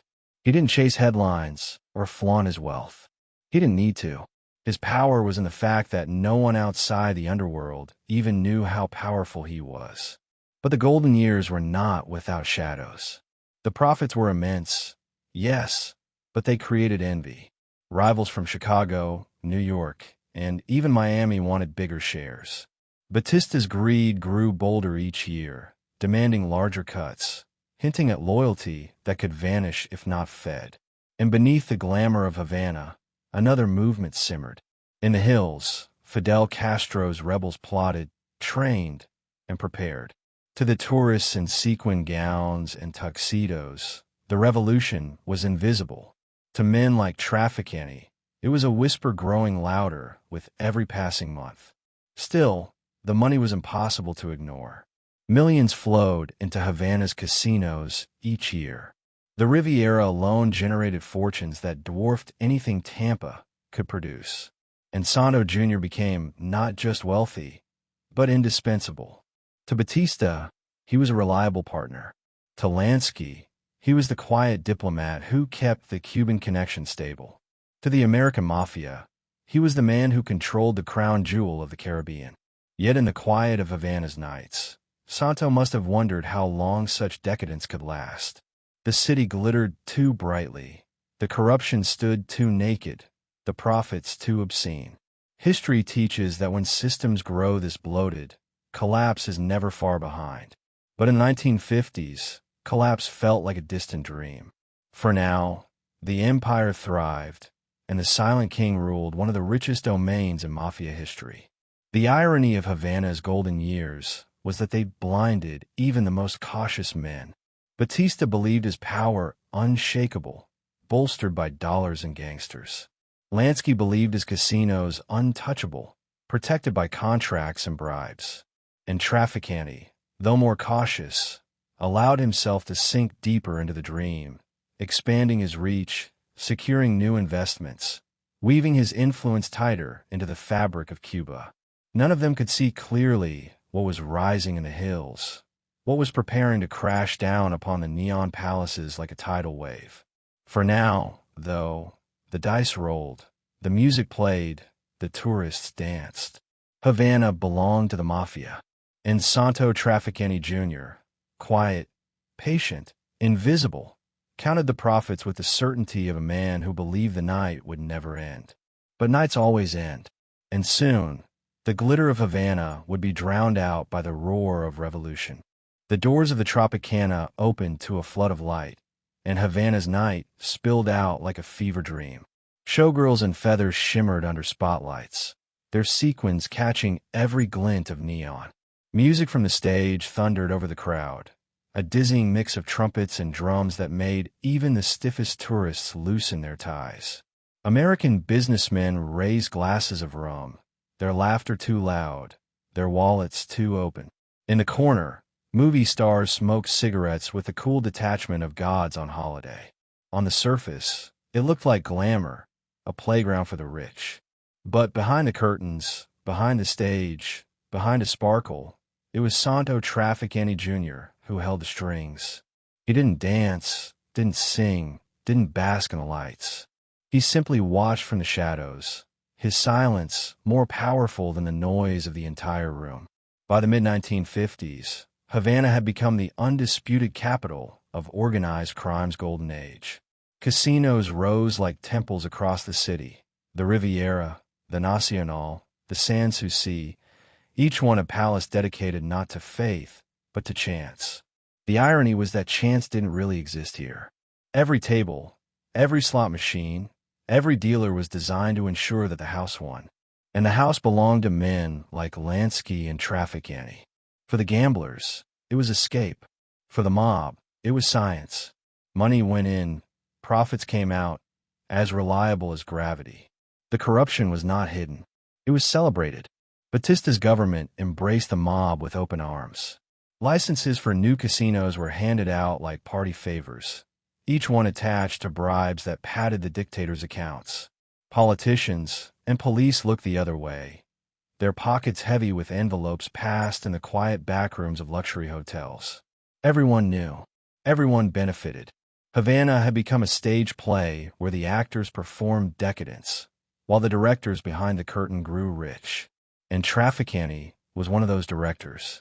Unlike Lansky, who was seen as the architect of Havana's casino boom, Trafficante thrived as its diplomat. He navigated between Batista's greedy officials, Lansky's meticulous managers, and the impatient mobsters from New York and Chicago who wanted bigger shares of the profits. He was the calm voice in chaotic meetings, the mediator who prevented small disputes from erupting into costly wars. His influence stretched far beyond the casinos he controlled. It touched every deal, every partnership, every whispered compromise. Yet he never flaunted it. While others drove flashy cars or posed with Hollywood stars, Trafficante maintained a mask of invisibility. He avoided cameras, sidestepped interviews, declined publicity. To outsiders, he appeared modest, almost forgettable. To insiders, this was what made him dangerous. His silence meant no one could predict him, and unpredictability in the underworld was its own form of power. For the tourists, Havana in these years felt like freedom. They arrived from New York, Miami, Los Angeles, drawn by the promise of sun, rum, and risk. They marveled at the opulence of the Riviera, its chandeliers gleaming like something stolen from Versailles, its dealers trained to keep games flowing with hypnotic rhythm. They poured into the Tropicana, where dancers performed in jungle gardens lit by colored spotlights. They ordered cocktails of the Nacional, where the bar itself seemed alive with gossip and excess. To them, Havana was a dream. To Trafficante, it was a ledger book filling with numbers, each column proof that the dream was his to command. But Havana nights were not without shadows. For every gambler who walked away drunk and dazzled, there were dealers who knew the system was rigged, politicians who worried about growing too greedy, and Cubans who resented that their city had been sold to foreign mobsters. On the surface, the city glowed. Beneath it, resentment simmered. And Santo Trafficante Jr., careful as always, could sense it. He never spoke of politics, never openly acknowledged the whispers of revolution. But he wasn't blind. He saw the soldiers stationed in the hills. He read the reports of small victories by rebels in the countryside. He knew Havana's glitter was built on shaky ground. Still, the profits were impossible to resist. Millions poured in each year. Even a single casino, operating at full tilt, could generate more revenue in a week than Tampa's Bolita games brought in over months. And Santo's cut grew steadily, feeding not just his Havana operations, but his Florida syndicate as well. Money moved like blood between Havana and Tampa, strengthening both sides of his empire. The gamble had paid off. For a time, he was untouchable. Associates remembered these years as his peak. He was respected by every faction that mattered, trusted by Lansky, tolerated by New York bosses, valued by Batista. His ability to keep the peace in a city full of greedy men made him indispensable. Even those who disliked him admitted that without Trafficant's quiet hand, Havana would have collapsed into chaos long before Castro ever arrived. Yet power carried its own weight. Behind his calm exterior, Santo must have felt the strain of balancing so many interests. He had to keep Batista fed, Lansky satisfied, New York bosses calm, Cuban partners loyal, and his own men disciplined. Any slip, any hint of weakness, could unravel it all. He carried it silently, but those who watched him closely noticed the fatigue in his eyes, the way his expressions grew tighter, more guarded. Power was intoxicating, yes, but it was also exhausting. Havana nights became a rhythm. The casinos opened, the tourists flooded in, the dancers dazzled, the gamblers lost, and the profits poured out. Day after day, year after year, the cycle continued. It was easy to believe it would never end. Easy to think the glittering neon was permanent, that the corruption was untouchable. But Santo knew better. He had seen enough in Tampa to understand that nothing built on shadows lasts forever. And in the distance, the shadows were growing louder. Castro's rebels were winning battles. Batista's soldiers were losing faith. Newspapers began to report unrest not as rumor, but as fact. The tourists ignored it, too drunk on glamour to notice. The mobsters downplayed it, too invested in profits to care. But Santo Trafficante Jr., quiet as ever, surely lay awake some nights wondering how long Havana could keep pretending. For now, though, the peak was undeniable. He had achieved what few mafia bosses ever managed. He controlled an empire that stretched across borders, commanded respect from the most dangerous men in America, and made millions without ever drawing attention to himself. He was the silent king of Havana, presiding over a city where money drowned out morality, and the nights seemed endless. But nights end, and as the 1950s crept toward their close, the glitter began to flicker. Havana's peak was also its precipice, and Santo Trafficante Jr. was about to watch everything he had built face the fire of revolution. The roulette wheels were still spinning when the soldiers came. Dealers froze mid-deal, tourists stared in confusion, and the music cut off so suddenly that the silence felt louder than the gunfire echoing in the distance. In Havana's casinos, men in green fatigues stormed the glittering halls that had once belonged to the Mafia. They weren't gamblers, and they weren't customers. They were Fidel Castro's rebels, victors of a revolution that had ended Batista's reign overnight. The neon lights still flickered, but the dream was dead. For Santo Trafficante Jr., it was the moment when fortune itself turned cold. The year was 1959. Castro's forces, after years of fighting in the mountains, had swept into Havana like a tidal wave. Batista fled the island, his wealth packed into hurried suitcases, leaving behind the palaces of corruption he had sold to the mob. For tourists, it was a shock. For the Mafia, it was ruin. The golden years of gambling in Cuba, years that had filled Mafia coffers with millions, ended in a heartbeat. Trafficante had always known that Havana was fragile. He had seen the whispers grow louder, had watched Batista's soldiers lose battles in the countryside, had felt the city tremble beneath the surface. But no amount of caution could prepare him for the speed with which it all collapsed. One week, he was walking the floors of casinos that seemed untouchable. The next, he was a prisoner of the new regime. Castro moved quickly. The casinos were shut down or seized.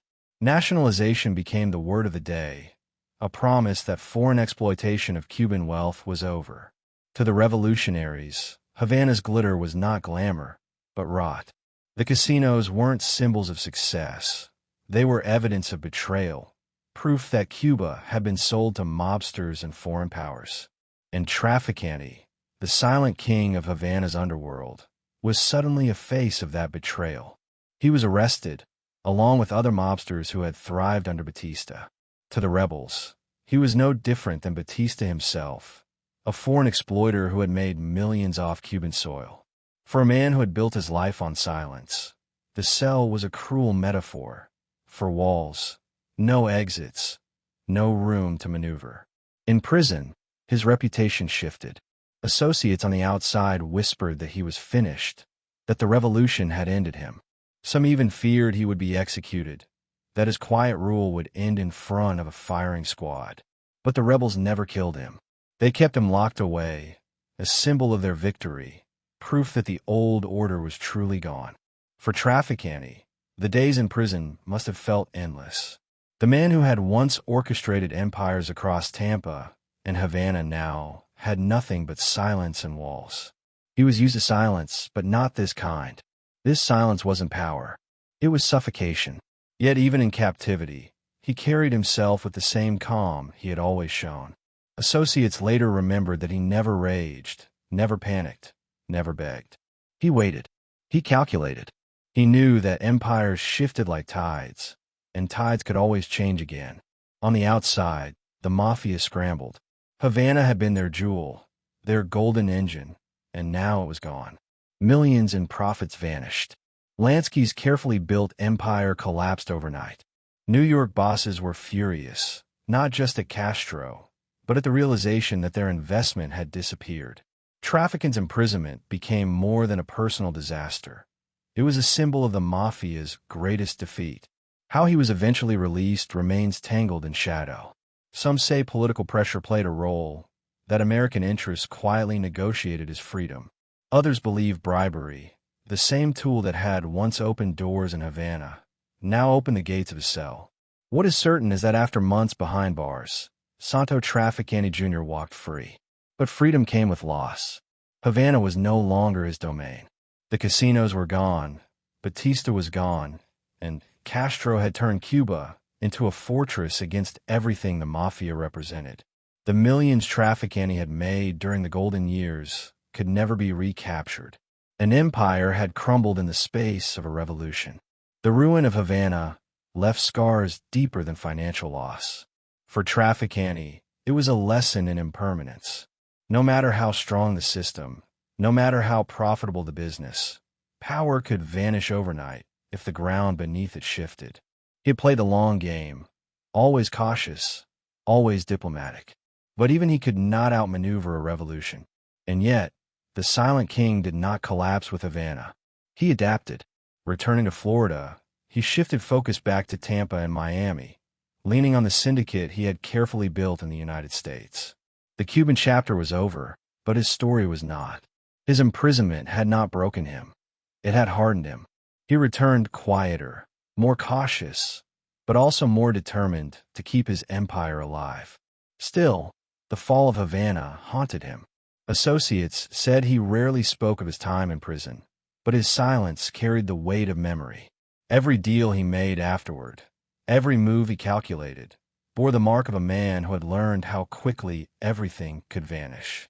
For the Mafia, the loss of Cuba was more than a financial blow. It was humiliation.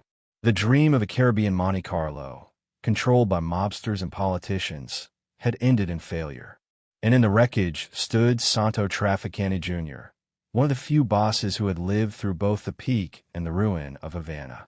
But survival did not mean safety.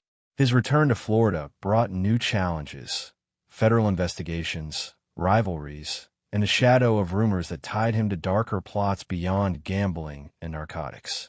The revolution had taken his empire, but it had also placed him under a spotlight he had never wanted. And in the years to come, that spotlight would follow him into places far darker than the neon glow of Havana's casinos. Because while Havana was gone, whispers began to spread of another stage, another plot, another shadow in which the Silent King's name would appear, one tied not to dice and cards, but to politics, assassinations, and secrets whispered in Washington. The prison gates clanged shut behind him, and for the first time in months, Santo Trafficante Jr. breathed air that wasn't stale with damp walls and rusted iron. The Cuban sun fell sharper than he remembered, too bright, almost mocking. He didn't smile. He didn't celebrate. He simply walked out, his silence as heavy as ever. The revolution had taken everything, his casinos, his fortune, his seat in Havana's neon kingdom. But he was alive, and in the underworld, survival was victory enough. How exactly he walked free is a story still tangled in shadows. Some say Batista's old allies, desperate to protect their own secrets, slipped money into the right hands. Others whisper that the Mafia itself pulled strings, unwilling to let their Cuban jewel rot behind bars. And then there are the darker rumors that the CIA had already taken interest, seeing in Trafficante not just a gangster, but a useful pawn in their growing obsession with Castro's overthrow. The truth, like much of his life, was likely a blend of all three. What mattered was simple. Santo Trafficante Jr. left prison not in a coffin, but on his feet, and he carried with him both scars and secrets. Exile is a strange thing. For a man like Santo, Cuba had been more than business. It had been the stage where he truly ruled, the empire his father never lived to see. Now it was gone, erased by a revolution that cared nothing for neon or profits. He returned to Florida not as a conqueror, but as a survivor. And yet, even in exile, he moved with the same quiet certainty that had defined him. Where others saw defeat, he saw adaptation. The game was not over. It had simply changed boards. Back in Tampa, the streets were the same, but different. Bolita still thrummed through the immigrant neighborhoods. Numbers whispered from door to door, but the glow of Havana was missing. His men looked to him with a mixture of relief and uncertainty. Relief that he had returned. Uncertainty about whether the empire could ever recover from the loss of Cuba. Santo gave them little in words, but much in presence. He was back, calm, deliberate, unbroken. And that was enough to steady them. Miami, however, was another story. The city had grown restless in his absence. Rivals sniffed at the edges of his operations, eager to claim territory, while the Silent King sat behind bars in Havana. Narcotics continued to move through Florida, sometimes without his blessing, sometimes without his control. Rebuilding meant more than restoring the flow of money. It meant reminding everyone, from Tampa's Bolita runners to Miami's ambitious upstarts, that he was still the man in charge. And he would do it not with explosions, but with whispers. His return also deepened the shadows around him. Men in Washington were watching now. The CIA, already sketching plans to topple Castro, saw value in a man who knew Havana inside and out, who had dealt with Batista's officials, who had built alliances across the island. To them, Santo was no longer just a mob boss. He was a potential asset, a man who could move in places the government could not, who could whisper in ears that American diplomats could never reach. Whether he agreed willingly or was simply used remains murky. But from the moment he walked out of that Cuban prison, his name became tangled in webs larger than the Mafia itself. Yet even with these new entanglements, he never abandoned the old code. In Florida, he rebuilt the syndicate with patience. Gambling remained the backbone, steady and familiar, while narcotics, always dangerous, always profitable, slipped through channels he kept at arm's length. He knew the risks of drugs, knew they drew heat like moths to flame. But he also knew the profits could not be ignored. So he positioned himself as the quiet broker, close enough to benefit, distant enough to deny. He cultivated the same diplomacy that had made him indispensable in Havana. Rivals were not crushed outright. They were folded into the system, given roles that satisfied ambition without threatening the throne. Politicians, once again, found envelopes on their desks. Sheriffs discovered that cases could vanish as easily as they appeared. The machine hummed back to life, slower than before but steady. And through it all, Santo carried the weight of Havana's loss like a ghost that never left his side. Associates noticed he spoke less of the past, rarely mentioned the casinos, almost never recounted his time in prison. But his silence was not forgetfulness. It was memory buried too deep to share. Every decision he made in Florida seemed to carry the shadow of what he had lost. He moved cautiously, avoided unnecessary risks, and never again allowed himself to believe that any empire was permanent. Still, whispers followed him. Some said he had been broken by prison, that his influence was waning, that younger, louder bosses would eclipse him. But each time such talk surfaced, it faded just as quickly. Because even in exile, Santo Trafficante Jr. was not a man to be underestimated. His power was quieter now, less visible, but no less real. He didn't need neon lights to prove his reach. He needed only patience. And patience had always been his greatest weapon. But exile has a way of reshaping men. For Santo, it wasn't just the loss of Havana. It was the realization that the game itself had changed. The Mafia was no longer just gambling halls and bolita numbers. It was narcotics pipelines, political entanglements, and whispers of conspiracies that stretched far beyond the underworld. His survival in Cuba had drawn him into that new world, whether he wanted it or not. And soon, his name would surface in places no Mafia boss had ever expected, to be spoken not just in gambling dens, but in Senate hearings, CIA files, and rumors surrounding the most shocking events in American history. For now, though, he walked the streets of Tampa once more, his silence intact, his empire in recovery. Men who had doubted his return now whispered his name with renewed respect. He had lost Havana, yes, but he had not lost himself. And in the underworld, survival was more valuable than glory. Yet, deep down, he must have known that exile was only the beginning of another storm. Because in the years ahead, his survival would tie him not just to the Mafia's fortunes, but to the fate of nations. And the silent king of Florida, once ruler of Havana's neon nights, was about to find himself cast into a far more dangerous spotlight, one that no silence could ever fully escape. The offer was whispered in a hotel room, not shouted across a casino floor. No neon, no dice, no music, just men in suits speaking quietly about death. The year was the early 1960s, and the Cold War was sharpening into a blade.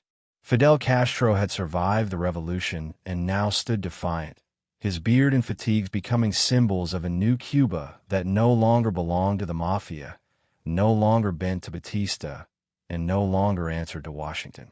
For the United States government, this was intolerable. For the Mafia, it was worse. Castro had closed their casinos, seized their fortunes, and locked their men in cells. It was only a matter of time before the two forces, the CIA and organized crime, found each other in the dark. Allegations have swirled for decades that Santo Trafficante Jr., the silent king of Tampa, became one of the most unlikely collaborators in America's secret war against Castro. It made a kind of twisted sense. He knew Havana better than anyone. He had the contacts, the networks, the men who could move in silence through Cuban streets. To Washington, desperate for a way to topple Castro without leaving fingerprints, he was a resource too valuable to ignore. To the Mafia, Castro was unfinished business, a man who had stolen their crown jewel. Their goals aligned, at least for a moment. The CIA's approach was almost surreal. Instead of military invasions or diplomatic maneuvering, they considered poison pills slipped into drinks, exploding cigars left on desks, and even infected diving suits disguised as gifts. Assassination wasn't strategy, it was desperation, and the men chosen to carry it out were not soldiers, but mobsters. The very figures Hoover's FBI had long denied even existed were now being courted by the government to do its dirtiest work. Trafficant's alleged role in these plots was murky by design. Some say he was approached directly, others that intermediaries, men from Chicago or New York, handled the details. What is clear is that his name surfaced in CIA files, congressional hearings, and whispered testimonies. He was described as both a contact and a bridge, the man who could connect Washington's shadowy agents to the criminal underworld still operating in Cuba. For Santo, the calculus was simple. Helping the CIA kill Castro might restore his fortunes. It might open Havana once again to Mafia control, and it might even secure him protection back home, a shield against the growing attention of federal investigators. But the risks were immense. If Castro discovered his involvement, prison would seem merciful compared to what the revolutionaries might deliver. If the CIA turned on him, as government agencies so often did, he could be left exposed, his name dragged into scandals that destroyed even presidents. The men in those rooms weren't idealists. They weren't patriots. They were businessmen with blood on their hands, willing to cut deals if it meant profit. But even businessmen hesitated when the stakes meant plotting against a head of state. Trafficant's silence during this period has fueled speculation for decades. He never admitted to involvement. He never boasted, never confirmed the rumors. And that silence became its own kind of testimony. Because in the Mafia, the loudest denials are often the truest admissions. One story, repeated in Senate hearings years later, described how mobsters, working with CIA operatives, attempted to recruit Cuban exiles and disillusioned bartenders to slip poison into Castro's drinks. Trafficant's name surfaced as one of the men who gave access, who knew which doors to knock on, which pockets to fill. The plots failed, sometimes comically, sometimes tragically.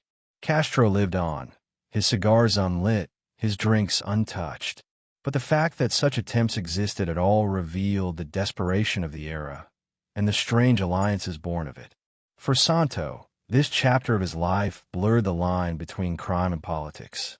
He was no longer just the silent king of Tampa and Havana. He was now entangled in the highest levels of Cold War intrigue, his name inked in the margins of CIA documents and whispered in Washington backrooms. It was power of a different kind, dangerous, unstable, unpredictable. And yet, he remained calm. Associates noticed no panic, no rash moves. He continued to run his operations in Florida, steady as ever. To him, perhaps, the CIA was just another partner, another corrupt official to bribe, another deal to balance. If Castro fell, he won. If the CIA abandoned him, he adjusted. Silence was his shield. And in the chaos of Cold War plots, shields mattered more than swords. But silence could not erase the consequences. In later years, when Senate committees investigated CIA misdeeds, Trafficant's name surfaced again and again. His denials were soft, his voice steady, his mask unbroken. He was the same quiet diplomat he had always been, never caught, never confessed, never flinching. Yet the rumors clung to him like smoke. To many, he was not just a mob boss anymore. He was a shadow player in one of history's most bizarre conspiracies. Behind closed doors, the weight of it must have pressed on him. To be a mafia boss was one thing. To be whispered about as a conspirator in international assassination plots was another. The risks were not just personal. They touched his family, his men, his entire syndicate. One wrong move, one careless word, and the silent king could become the scapegoat for failures far beyond his control. And so he did what he had always done. He stayed quiet. He let others boast, let others take credit or blame. He remained in the shadows, never fully confirming, never fully denying. His silence became the space in which legends grew. Was he truly part of the CIA's plots? Or was he simply a convenient name, dragged into the mess by association? The truth remains buried in that silence, locked behind the same calm eyes that had carried him through Havana's rise and fall. What is certain is that these years changed him. The man who had once ruled neon casinos now found himself walking a tightrope between government agents and gangland rivals. He had survived revolution, prison, and exile. But now he was navigating something far more volatile: politics disguised as espionage, espionage disguised as business. It was a game where the rules shifted daily, and where even the winners could lose everything in an instant. The silent king endured, but the cost of his endurance was secrecy layered upon secrecy. And as the 1960s deepened, another storm began to gather, one that would drag his name into the most shocking conspiracy of the century. Because soon, whispers about Santo Trafficante Jr. would no longer be confined to Havana or CIA backrooms. They would echo through Dallas, through Washington, through every corner of America shaken by the sound of rifle shots in November of 1963. The gunshots in Dallas rang across America like thunder. A president was dead, his motorcade shattered, and within minutes the country's faith and stability cracked. On November 22, 1963, John F. Kennedy's assassination tore open a wound that never truly healed. And as the nation searched for answers, who, why, how, certain names began to surface. Some were familiar to the public, others known only in whispers. And among those whispered names was one that had never courted attention, never sought the spotlight.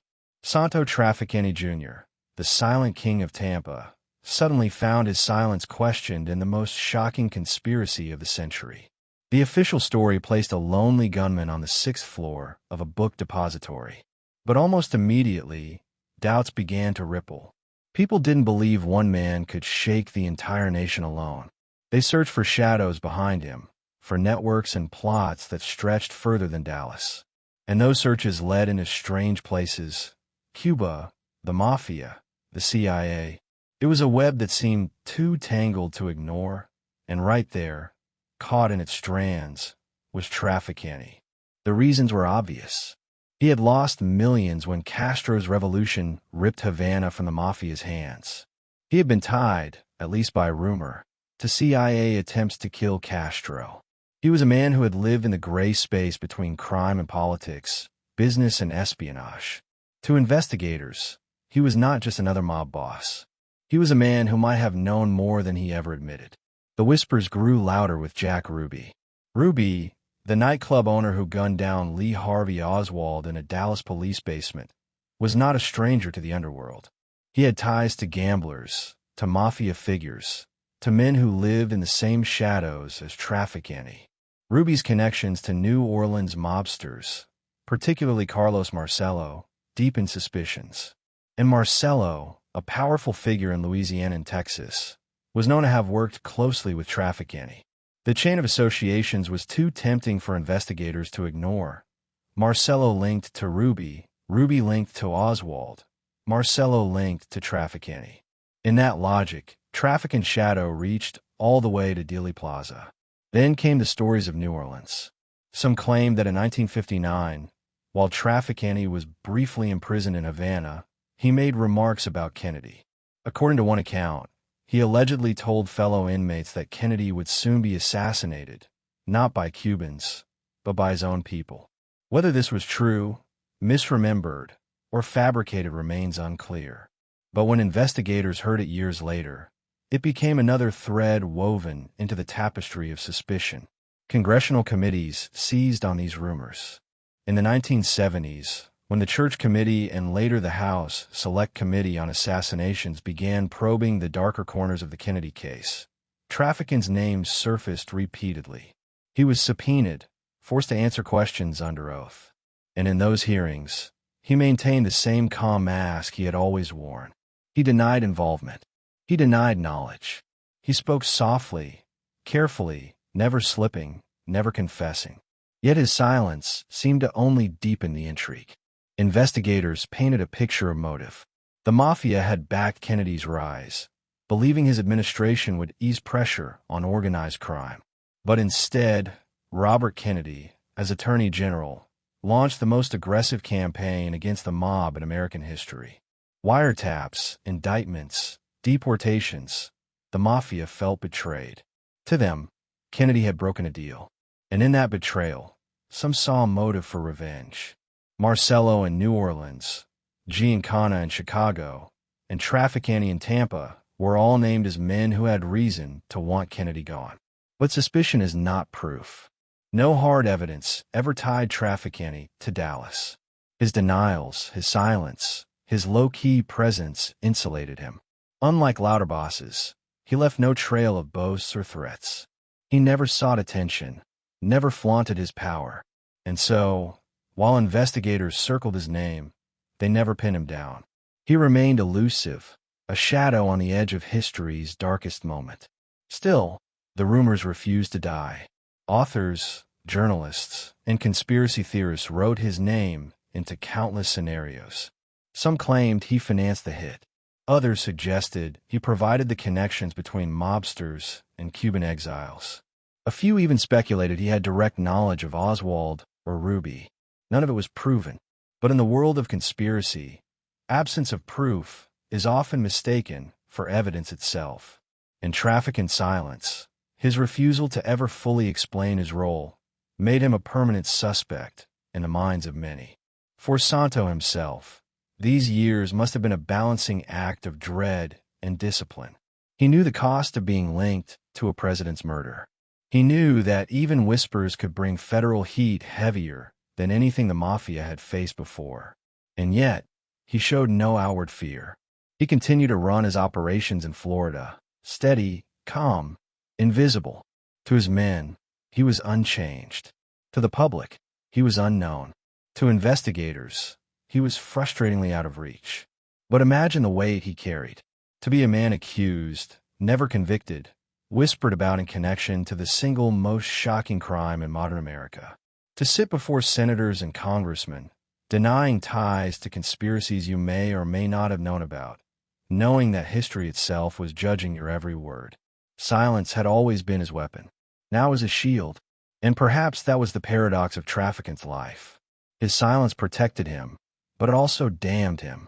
He could not be proven guilty, but he could never be proven innocent. His name would forever linger in the shadows of Dallas, a ghost that refused to leave the room.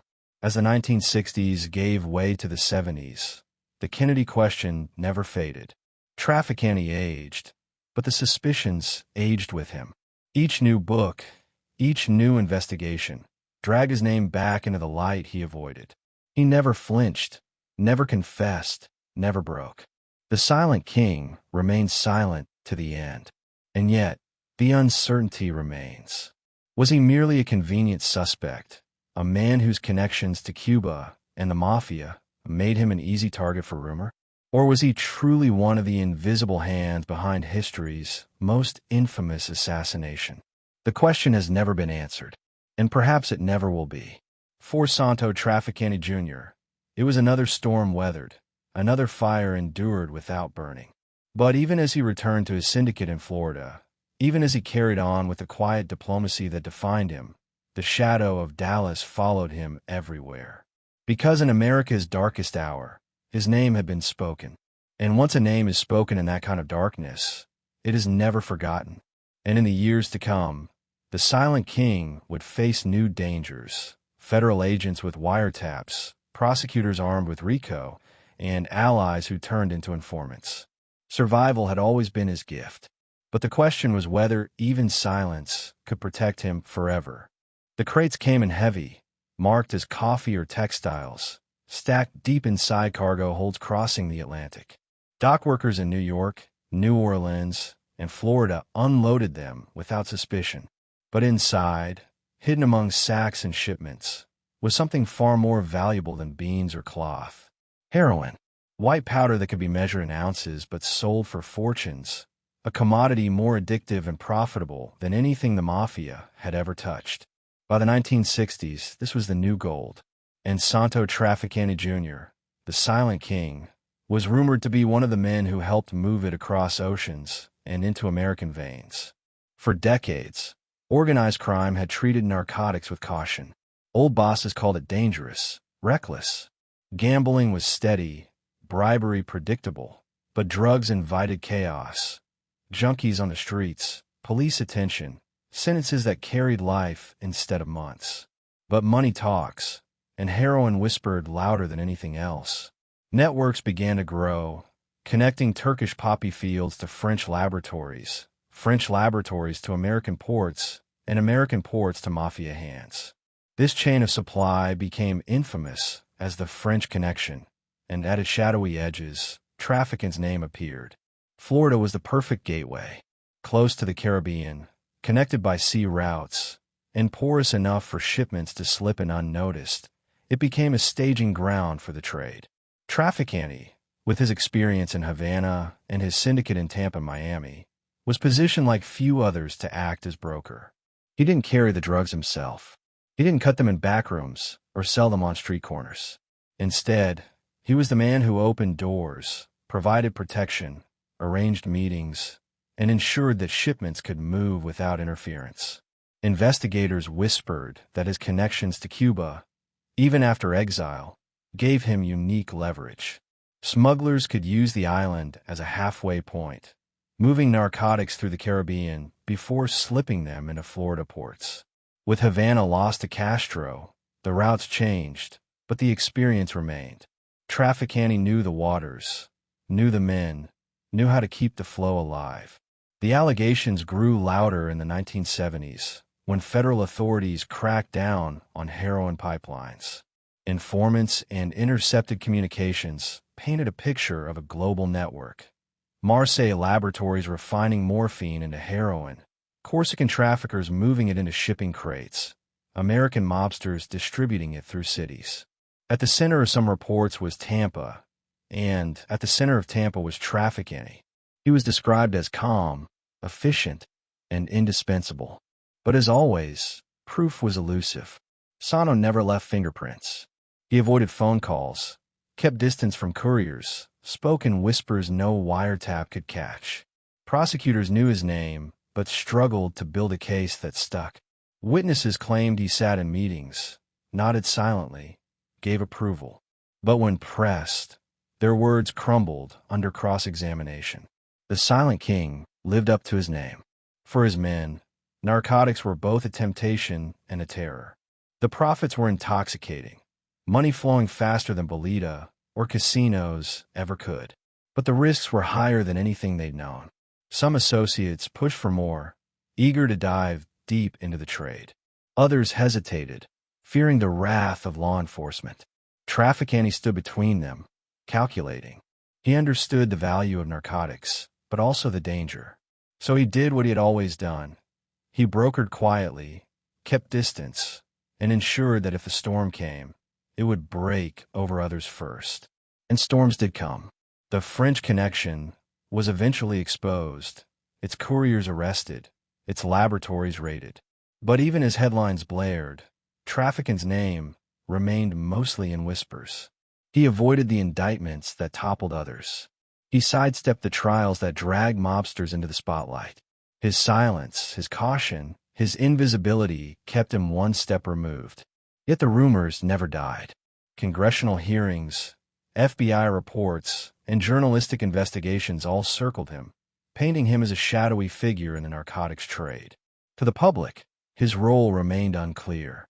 To those who studied the underworld, it was undeniable. Trafficante wasn't just Tampa's boss or Havana's exile. He was part of a global web that fed heroin into America's streets. The paradox was stark. Here was a man who had built his empire on quiet diplomacy, who avoided flashy violence, who preferred bribes over bullets. And yet, he was accused of being part of the most destructive trade the Mafia had ever touched. A trade that left addicts dying in alleys, families broken, neighborhoods collapsing. Did he ever feel the weight of that destruction? Did he ever regret the powder that paid his bills? If he did, he never showed it. His mask never cracked. Still, the narcotics years marked a turning point. They pulled him deeper into international networks, tied him to names and places far beyond Florida. They also attracted more attention from federal agents than ever before. The days of invisibility were ending. Washington had declared war on drugs, and men like Trafficante were targets, even if the evidence was thin. And as the 70s closed and the 80s dawned, the silent king faced a new reality. His silence had protected him for decades, but could it protect him from a government now obsessed with dismantling the Mafia itself? Because narcotics had given him power, yes, but they had also painted a target on his back, and the men with badges were aiming carefully now. The conference table stretched long, polished to a mirror shine, though no one around it cared about the reflection. Cigars smoked lazily in ashtrays, glasses of scotch caught the low light, and voices murmured in accents from New York, Chicago, Cleveland, and beyond. These were the men who ruled America's underworld, the dons of the five families, the outfit, and the syndicates that stitched the country together in silence. Meetings like these had a rhythm: arguments over money, disputes over territory, plans for expansion. Often, tempers flared, egos clashed, and fists pounded wood. But on the nights when Santo Trafficante Jr. was in the room, something different happened. The noise lowered, the anger thinned, and calm spread like a tide. That was his gift, the art of being the silent diplomat. Where other bosses demanded attention through fire and fury, he commanded it through quiet. He didn't speak first. Sometimes he didn't speak at all. But when he did, every man leaned closer. His words were measured, his tone low, his presence steady.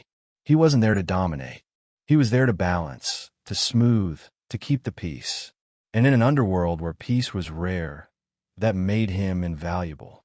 By the 1960s and 70s, Trafficante had carved a reputation that stretched far beyond Tampa.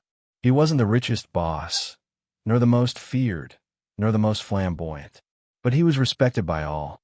New York's five families trusted him to keep his territory clean, never overreaching, never inviting unnecessary headlines. The Chicago outfit valued his discretion, his ability to act as a broker without demanding center stage. Even smaller syndicates, from New Orleans to Cleveland, found in him a man who could settle disputes without blood. Diplomacy in the Mafia was not about treaties and handshakes. It was about survival. Rivalries could spiral into wars that killed profits faster than bullets killed men. A single insult could set off feuds that lasted years. And yet, Trafficante navigated it all with a patience that defied the era's volatility. He never shouted across tables. He never stormed out of meetings. He listened. He waited. And when he finally spoke, his solutions were practical, his tone impossible to challenge without looking reckless. One associate once said that dealing with Santo was like playing chess with a man who never rushed a move. He didn't lunge for the king. He simply waited, maneuvered, and by the time you realized it, the board was his. That was why men trusted him. They knew he wouldn't waste lives on petty feuds. He wouldn't chase headlines. He was there for the long game. And in the Mafia, the long game meant survival. His diplomacy wasn't limited to mobsters. He cultivated the same relationships with judges, politicians, and businessmen. A quiet dinner here, an envelope there, a favor called in without fanfare. It was all part of the same philosophy. Violence was noisy. Money, influence, and patience were quiet. And quiet was safer. In many ways, his invisibility became his armor. While bosses like Carlo Gambino in New York or Sam Giancana in Chicago made headlines, Santo Trafficante's name rarely appeared in print. Reporters who tried to dig into Tampa often found little more than polite shrugs. Locals knew who he was, but they described him as courteous, calm, almost ordinary. That ordinariness was the mask behind which he thrived. He let others draw attention, let others take the heat. He stayed in the shadows, moving pieces without leaving fingerprints. But shadows carry their own dangers. In the Mafia, invisibility could be mistaken for weakness. Younger bosses sometimes wondered if Trafficante had lost his edge, if his quiet meant softness. Each time, he proved them wrong. A rival would suddenly find his income streams cut off. A troublesome associate would vanish quietly, without fanfare, without headlines. His violence was rare, but when it came, it was final. It reminded everyone that silence did not mean surrender. What made him unique was how he balanced local power with national respect. Tampa was not New York or Chicago. It was smaller, less glamorous, less central. Yet through his diplomacy, he positioned Tampa as indispensable. His Florida syndicate connected gambling, narcotics, and politics in ways that complemented the larger families. He didn't compete with them. He cooperated. And in that cooperation, he earned influence far larger than his territory suggested. Meetings of the Commission, the Mafia's governing body, revealed this influence. Santo rarely pressed for dominance, rarely sought to expand beyond reason. But when conflicts arose, his voice carried weight. He could calm disputes between New York families, mediate arguments between Chicago and New Orleans, and ensure that profits flowed instead of blood. He wasn't the loudest man at the table. He was the one who ended the meeting with a deal everyone could live with. His ability to maintain peace was all the more remarkable given the times. The 1960s and 70s were chaotic for organized crime. Federal investigations grew sharper. Wiretaps became more common. Informants flipped faster than ever. Old alliances fractured under pressure. And yet, Trafficante managed to keep his syndicate steady. He avoided major wars, sidestepped unnecessary feuds, and maintained his seat at the national table without scandal. That steadiness came at a cost.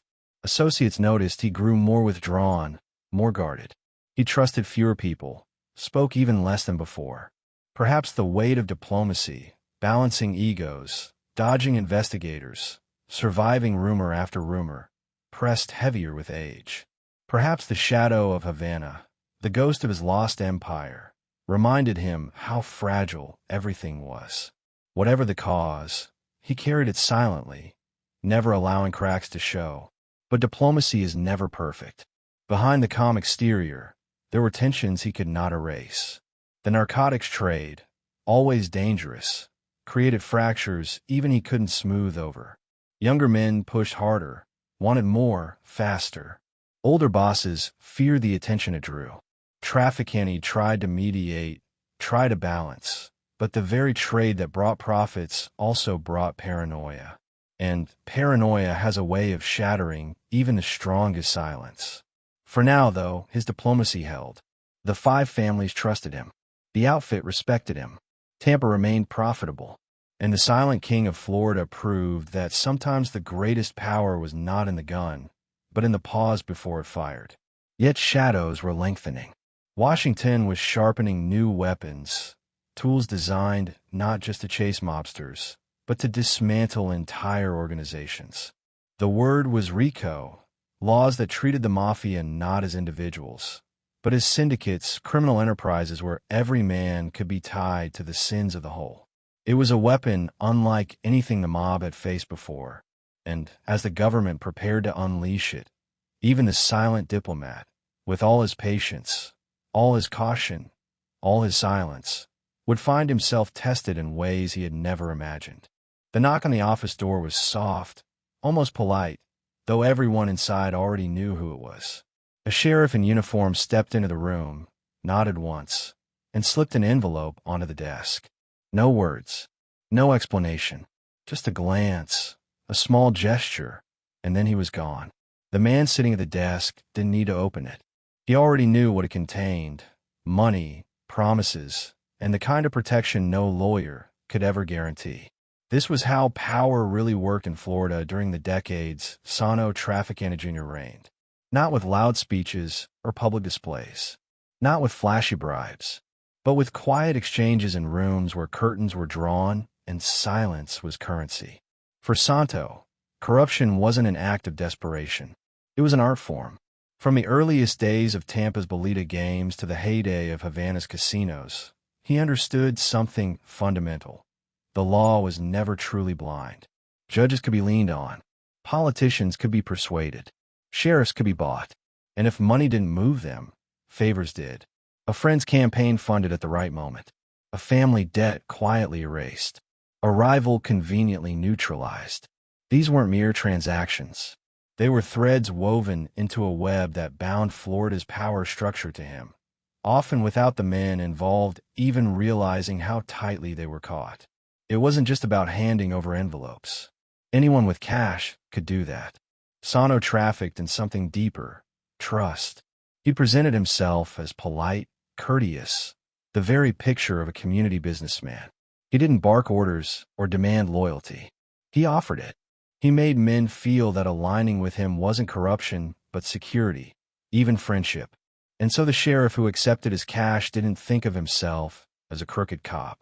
He thought of himself as part of a circle, a protector of his own community, a man making sure the wheels kept turning without disruption.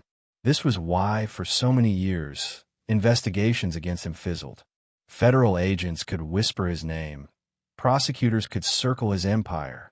But when cases reached Florida's courts, evidence evaporated. Witnesses recanted. Files disappeared. Juries leaned toward acquittal. It was like trying to catch smoke with bare hands. His influence wasn't loud, but it was everywhere. It seeped through Florida's political and legal systems until it became invisible, like humidity in the air, unseen but unavoidable. Even local politics bore his fingerprints. Mayors and councilmen who wanted to rise found themselves quietly supported, their campaigns bolstered by cash that never made it onto the books. In return, they looked the other way when Bolita thrived, when gambling dens hummed, when shipments slipped through ports under the cover of night. Some may not even have realized how deeply they were in his pocket until years later, when the favors they owed could no longer be ignored. By then, it was too late. Trafficante didn't need to remind them. They reminded themselves every time they saw his calm eyes across a dinner table. It's easy to imagine law enforcement in those days as lazy or blind, but the truth was more complicated. Many officers knew exactly who he was. They knew about the Bolita runners on street corners, the envelopes handed across desks, the quiet meetings in cigar shops. But what could they do when their own superiors were in on it? When judges dismissed cases, when politicians buried evidence? Some officers even admitted later that they respected him, in a strange way. He kept order. He avoided blood in the streets. He paid on time. To them, he wasn't the problem. He was the solution. This network of protection stretched far beyond Tampa. Miami's boom in the 50s and 60s brought new opportunities and new dangers.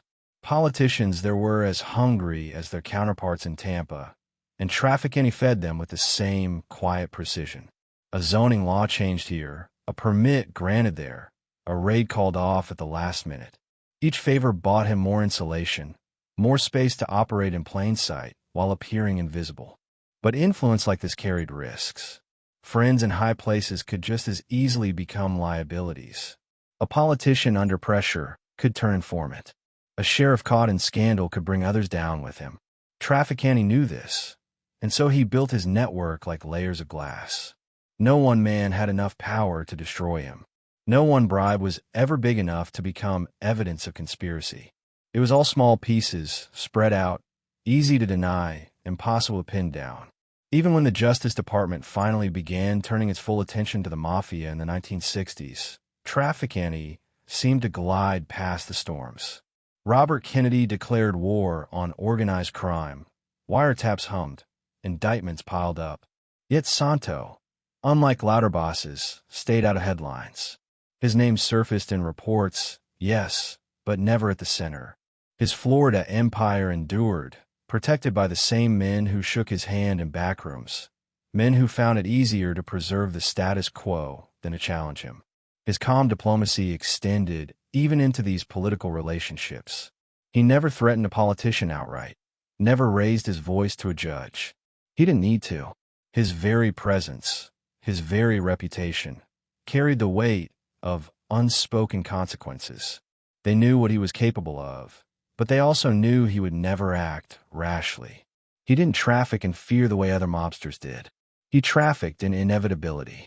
Aligning with him simply made life easier. Resisting him made it harder.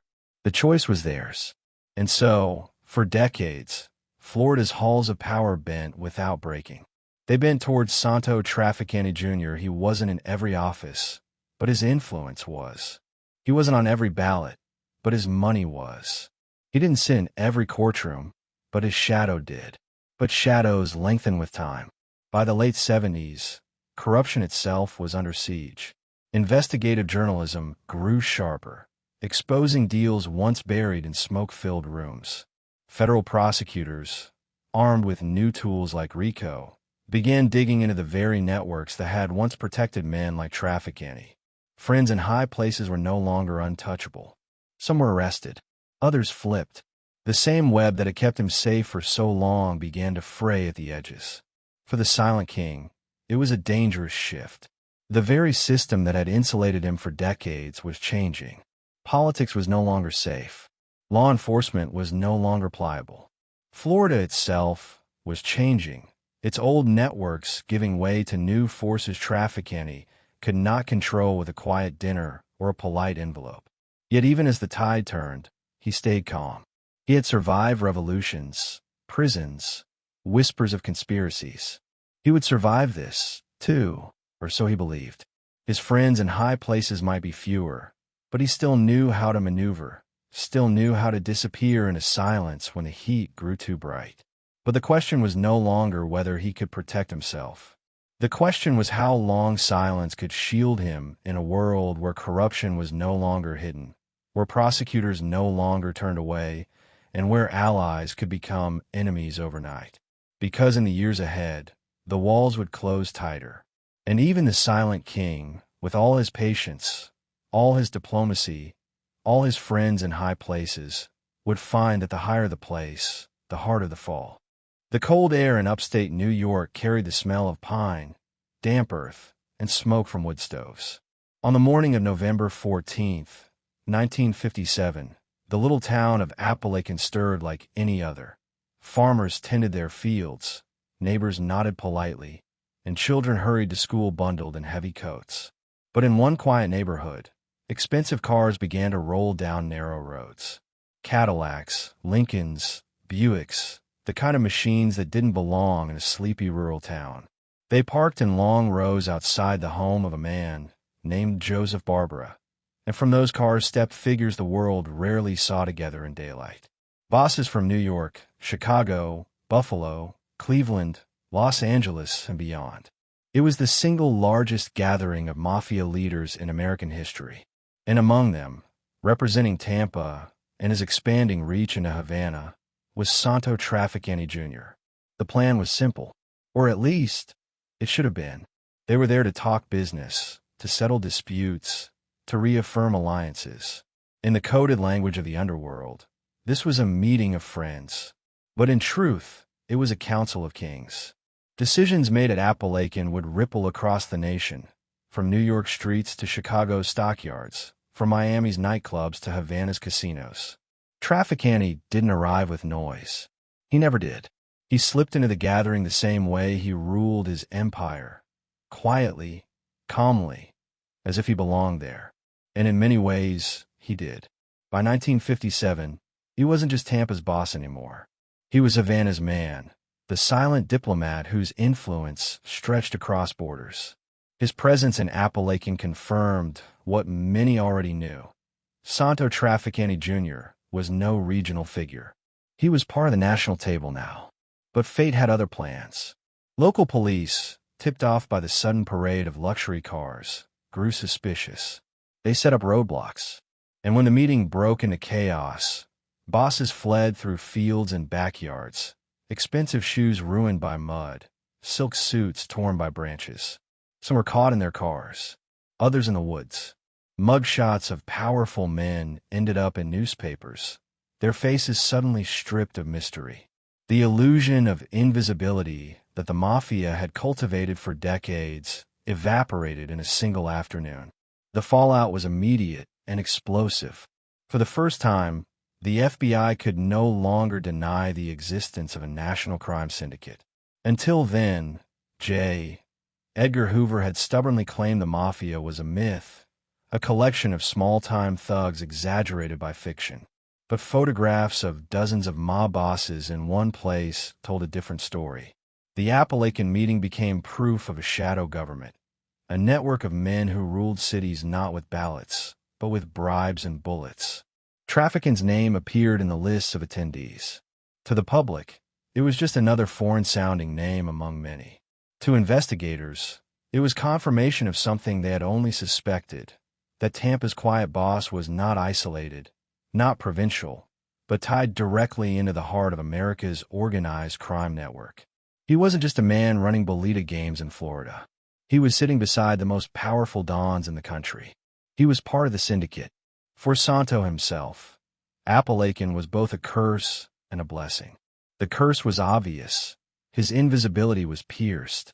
Federal agents now had his name in their files, tied not just to Florida, but to a national council. His low-key diplomacy, his careful mask of ordinariness, had been cracked open by circumstance. For a man who thrived on silence, the headlines were a dangerous noise. But there was a blessing, too. Within the underworld, his presence at Appalachin elevated him. He was no longer just a regional figure in the eyes of his peers. He was recognized as one of the key players, a man whose opinion mattered, whose reach extended beyond state lines. Being in that room placed him in the upper tier of Mafia leadership. The police saw exposure. The mob saw legitimacy. The aftermath reshaped the landscape. Congressional hearings followed. State and federal agencies launched new investigations. Wiretaps multiplied. The Mafia, once content to operate in shadows, found itself dragged into the spotlight. Some bosses grew paranoid. Others grew reckless. Wars flared. Profits suffered. But Trafficante did what he always did. He stayed calm. He let louder men take the heat. He returned to Tampa, kept his head down, and resumed business as usual. If Appalachin had revealed him, he responded by becoming quieter still. Associates later remarked on his composure. Where other bosses cursed the meeting, blamed Barbara for poor planning, or raged about arrests, Santo remained steady. He treated Appalachin not as disaster, but as a lesson. The Mafia could no longer pretend it didn't exist. The government would no longer look the other way. The game had changed, and the Silent King adjusted accordingly. Still, the shadow of Appalachin followed him. In every new investigation, his name appeared alongside national figures. In every Senate report, he was listed not just as Tampa's boss, but as a man tied to Havana, to New York, to Chicago. His world had grown larger, but so had the eyes watching him. The meeting had confirmed his national standing, but it also ensured that federal agents would never again underestimate him. And yet he endured. He avoided the mass indictments that crippled other bosses. He maintained peace with the five families, avoided feuds with Chicago, and kept Florida's syndicate intact. In the long run, Appalachin was remembered as a disaster for the Mafia as a whole. But for Santo Trafficante Jr., it was another storm survived. His empire bent, but did not break. His silence cracked, but did not shatter. The irony is that Appalachin, meant to unify, instead fractured. Law enforcement grew bolder. The Mafia grew cautious. And men like Trafficante found themselves forced to adapt to a world where invisibility was no longer guaranteed. For the Silent King, it meant retreating deeper into shadows, becoming even more careful, even more patient, even more deliberate. But patience has limits. And as the years went on, the exposure of Appalachin would feed into new investigations, new rumors, new suspicions. His name would never again be as invisible as it once was. And in the decades that followed, whispers of Havana, the CIA, and even Dallas would all circle back to the same man whose silence had once been his shield. Because Appalachin may have revealed the Mafia to the world. But for Santo Trafficante Jr., it revealed something else, the cost of being seen. And once seen, he could never fully disappear again. The tape reels turned slowly in a dimly lit FBI office. There hiss and click the sound of a new war being fought in silence. Agents leaned in, headphones pressed tight, listening for voices, names, promises, threats. In those years, the 1960s and 70s, the government had sharpened its knives against organized crime. No longer content with rumors or mugshots, they wanted voices. They wanted proof. And one of the names that surfaced again and again on those tapes, whispered in backrooms from Tampa to Miami, was Santo Trafficante Jr. The Silent King had spent decades perfecting invisibility. He avoided cameras, sidestepped headlines, and never left fingerprints on the crimes whispered to be his. But wiretaps were different. They slipped past the masks, past the silence, catching men in the comfort of their own conversations. For the FBI, it was like fishing with nets instead of hooks. And in those nets, pieces of trafficking's world began to appear. Agents heard talk of gambling halls in Ybor City, bolita numbers carried door to door, envelopes passed to sheriffs. They caught fragments about narcotics shipments, whispered assurances about protection, vague references to the man in Tampa. But Santo himself, the careful diplomat, remained elusive. He spoke rarely, used intermediaries, and never said more than he had to. On tapes, his words were so sparse that agents sometimes wondered if he existed at all. But the men around him spoke plenty, and their chatter painted him as the quiet center of a storm. The FBI's growing focus wasn't just about catching criminals. It was about making history. J. Edgar Hoover had denied the Mafia's existence for decades, dismissing it as fiction. Appalachin had shattered that lie, and now agents were determined to prove not only that the Mafia was real, but that it could be dismantled. They needed trophies, indictments, convictions, and men like Trafficante were at the top of their lists. But catching him was another matter. Narcotics cases were the FBI's sharpest tool, and they believed Santo was tied to the international heroin pipeline, the French connection that funneled drugs from Marseille to American ports. Informants swore he brokered deals, that his Florida network moved shipments with quiet precision. Federal reports described him as a key figure, a broker who bridged local gambling with global smuggling. Yet each time they built a case, it slipped apart. Witnesses vanished. Evidence dissolved. Santo's silence remained impenetrable. Prosecutors grew frustrated. Trials opened with fanfare. Newspaper headlines declare the fall of Tampa's Mafia boss. But juries often found little to convict on. The defense painted witnesses as unreliable, criminals desperate for lighter sentences. Judges tossed charges that seemed built on speculation. And each time Santo walked out of a courtroom calm, polite, almost amused. He shook hands, nodded, and disappeared back into Tampa's streets as if nothing had happened. For him, this was survival by discipline. He understood that words killed more mobsters than bullets. Men who boasted ended up on tapes. Men who threatened ended up with informants testifying against them. Santo never boasted, never threatened. He spoke in half sentences, in looks, in pauses. His associates often had to guess his meaning, and that vagueness protected him. For the FBI, it was like chasing a ghost that left footprints but never showed its face. Still, the heat grew hotter. Task forces multiplied, bringing together federal, state, and local agents. They raided bolita operations, seized records, leaned on bookkeepers. They traced cash, mapped networks, tried to draw lines that led directly to him. Each time, the line stopped just short. It was infuriating, but also revealing. They realized his strength wasn't just in silence. It was in delegation. He placed layers between himself and the dirt. He was never the hand that took money, never the voice that gave direct orders. He was the presence behind the curtain, the quiet assurance that everything moved because he willed it, even if he never said it aloud. Wiretaps caught him only in whispers, but those whispers fed into larger investigations. His name appeared in the background of narcotics cases in New York, gambling indictments in Miami, conspiracy charges tied to Havana. He was never central, but he was always there. To agents, this was proof of his reach. To juries, it was proof of nothing. And so, case after case collapsed. But the pressure wore on him. Associates noticed his circle tightened. His patience grew shorter. He trusted fewer men, traveled less freely. The silent king remained composed, but behind closed doors he must have felt the walls pressing closer. He had survived Batista, Castro, Appalachin, and whispers of Dallas. But now, the federal government itself was hunting him with tools sharper than ever before. The 1970s brought RICO, racketeering laws designed to crush the Mafia not as individuals, but as enterprises.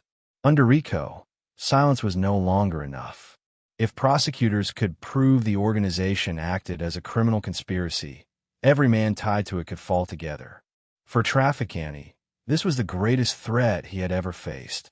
His invisibility could no longer protect him if the law treated his very existence as evidence. And yet, even as indictments piled up, he endured. He walked into courtrooms with steady steps, sat through hearings with the same calm mask, and walked out more often than not.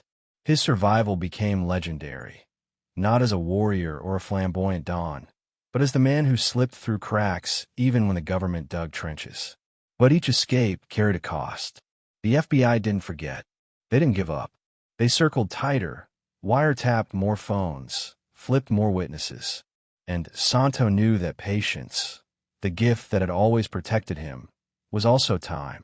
And time was the one currency even kings could not hoard forever. Because every year the noose grew tighter. Every year the agents grew bolder. And every year his name lingered in files that piled higher in Washington, waiting for the day when silence would no longer save him.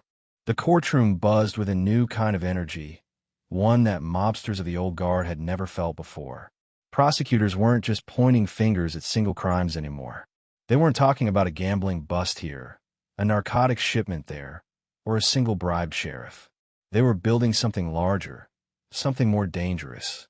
The words on the indictments were long, almost clinical. Racketeer-influenced and corrupt organizations act. RICO. To outsiders, it sounded like just another piece of legal jargon. But to men like Santo Trafficante Jr., it was a storm on the horizon, a weapon designed not to wound, but to wipe out entire bloodlines of power. For decades, mob bosses had survived by staying one step removed from the dirt. Soldiers and captains handled the dirty work, and bosses stayed clean. If a gambling den was raided, the owner took the fall. If heroin was seized, the courier went to prison. If a politician was exposed, the bagman disappeared. Bosses like Trafficante rarely left traces. They didn't sign receipts. They didn't speak on phones. They let their power exist in silence, in implication, in looks and nods. But RICO changed the rules. It said, if the organization exists for crime, then every man tied to it, no matter how silent, could be punished for all of it. Suddenly, a boss could be convicted for crimes he never touched, never ordered, never even acknowledged. The shield of silence had been pierced by the law itself. Trafficante must have felt the shift. He had watched the government chase mobsters for years, throwing cases at them like darts at a board. Most missed. Some stuck, but only long enough for an appeal. RICO, though, was different. It was like flooding the board entirely. Every dart, every throw, counted. The feds no longer needed him caught with heroin in his hands. They only needed to show his family existed as a criminal machine, that its gears turned for gambling, for extortion, for smuggling. And that machine was undeniably real. By the mid-70s, prosecutors wielded RICO like a hammer. Entire families were indicted at once. Bosses who thought themselves untouchable watched juries convict them for the collective sins of their empires. New York, Chicago, Cleveland, all reeled from the weight of this new law. Wiretaps and flipped witnesses became the lifeblood of cases, stitching together conspiracies with threads bosses could no longer cut. For Santo, the threat was existential. His Tampa operation was small compared to the 5 families, but it was tightly woven, efficient, and unmistakably an enterprise in the language of RICO. Bolita, narcotics, bribery, casinos. Each piece fit the pattern prosecutors sought. They built files with his name on them, reports thick with allegations. His national connections, from Havana to New Orleans to New York, made the picture even clearer. He wasn't just a local boss. He was part of the national syndicate, the very definition of what RICO was created to destroy. And yet, Trafficante remained calm. Associates remembered his composure, the way he approached courtrooms with the same steady gait he brought to business meetings. He never looked panicked, never let his mask slip. It wasn't bravado, but something deeper, a conviction that patience and silence could still shield him. He trusted in the weaknesses of prosecutors, in the fragility of witnesses, and the impossibility of painting him as the mastermind. And time and again, he walked out of court free. But even victories left scars. The FBI no longer treated him as a distant figure. He was now a target. His phones were tapped, his associates shadowed, his reputation hardened into the shape of suspicion. Even when acquitted, the cost was heavy. Trials drained energy, drained money, and most of all, eroded invisibility. Newspapers published his name with each indictment, dragging him further into the public eye. For a man who had thrived in silence, that attention was a poison. The RICO era reshaped the underworld. Meetings grew smaller, conversations shorter. Bosses who once gathered in large groups now avoided each other, fearing surveillance. Orders were passed in code, layered through couriers, stripped of detail. Trust evaporated. Men who once swore loyalty began to fear the pressure of prison sentences measured in decades instead of years. Informants multiplied. The old rules, the unspoken codes began to crack. Trafficante adjusted as he always had. He tightened his circle, relied on fewer men, spoke less often. He let younger associates take risks while he stayed in the background. He adapted to the paranoia of the age by embracing it, making himself smaller, quieter, harder to touch. But even so, the weight of RICO was always there, like a storm cloud that never drifted away. The irony was sharp. Santo had built his power on diplomacy, patience, and restraint. He was never the flamboyant don, never the flashy gambler. He ruled by avoiding attention, by letting others burn while he stayed cool. Yet in the RICO era, that very caution mattered less. The government no longer cared whether he pulled the trigger or placed a bet. They only cared that his organization existed, and that was enough. Each acquittal felt less like triumph and more like delay. Associates whispered that the old man had lost some of his certainty, that the strain showed in the lines on his face, in the heaviness of his step. Maybe he wondered how long silence could save him in a world where silence itself was treated as conspiracy. But the silent king endured. He outlasted prosecutors who thought they had him cornered. He outlasted agents who built careers on chasing him. He even outlasted some of the very bosses who had sat beside him at Appalachin. Men brought down by the same law, he managed to sidestep. Each year he survived became part of his legend. Not as the loudest or the richest, but as the man who slipped through the cracks even when the government built new walls to trap him. Still, cracks have edges, and edges have ends. The question lingered in every courthouse hallway, in every FBI office where his file lay open, in every whispered conversation between agents and prosecutors. How long could he keep this up? How long could silence hold back a law designed to make silence meaningless? Because if RICO had taught the Mafia anything, it was that the game had changed forever. And for Santo Trafficante Jr., the next move was no longer his alone to make. The bright lights of Washington burned hotter than the Florida sun, but Santo Trafficante Jr. never let it show. Cameras clicked. Reporters leaned forward with sharpened pencils. Senators watched him with narrowed eyes, eager to peel back the layers of silence that had protected him for decades. He sat at the long table, hands folded neatly in front of him, posture calm, gaze steady. This wasn't a back room in Tampa or a smoky Havana casino. This was Capitol Hill, and the man who had spent a lifetime whispering in shadows was now forced to speak in the blinding light of public scrutiny. The 1970s brought a tidal wave of investigations into America's hidden power structures. The church committee hearings dug into the CIA's darkest secrets, covert wars, wiretaps, and whispered assassination plots. And time and again, Trafficante's name surfaced in those shadows. He had been linked to Cuba, to Havana casinos, to Mafia bosses, and even, according to some, to plots against Fidel Castro himself. Now senators wanted answers.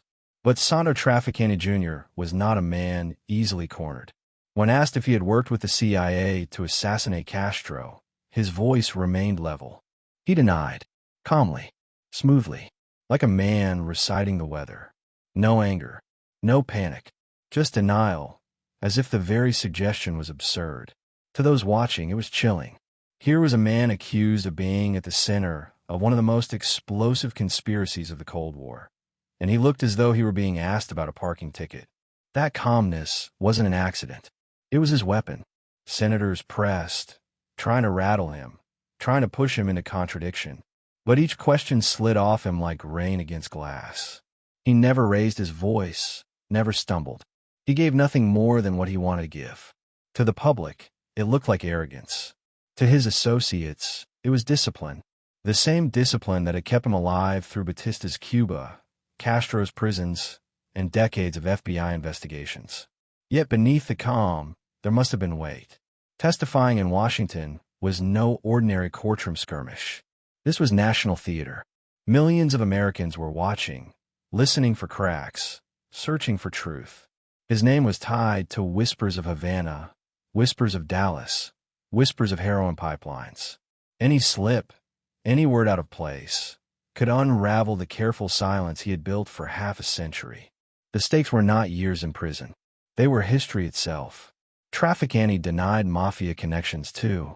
He downplayed his role, described himself as nothing more than a businessman, a man misunderstood by overzealous agents and ambitious prosecutors. The senators didn't believe him. Not really. But belief wasn't the point. What mattered was what could be proven. And, just as in courtrooms across Florida, proof was elusive. The silent king gave them nothing. Still, his presence alone told a story. The fact that he was sitting there, summoned to Washington, questioned about Mafia conspiracies and CIA plots, revealed how far his shadow reached. He wasn't a local gangster anymore. He wasn't even just a national figure. He was now tied, in the eyes of investigators, to global intrigue, Cuba, intelligence agencies, even the highest levels of Cold War strategy. The very idea that a man from Tampa's cigar shops could sit at the nexus of such power was both surreal and terrifying. The senators pushed harder. Did he know Jack Ruby? Did he have ties to Lee Harvey Oswald? Did he play a role, however small, in the events of November 1963? Again, calm denial. His words carried no tremor, his face no crack. But the questions lingered in the air like smoke, unanswered, unsettling. The committee could not prove the connections, but they had planted them in the public imagination forever. For Santo, walking out of those hearings must have felt like slipping back into shadows after standing under a harsh spotlight. He had survived. He hadn't confessed. He hadn't cracked. But something had changed. He was no longer invisible. His name was now tied in congressional records, televised hearings, and newspaper headlines to the darkest suspicions of the age. For a man who had built his empire on silence, that exposure was dangerous, even if no conviction followed. Associates back in Tampa marveled at his composure. Some feared it couldn't last.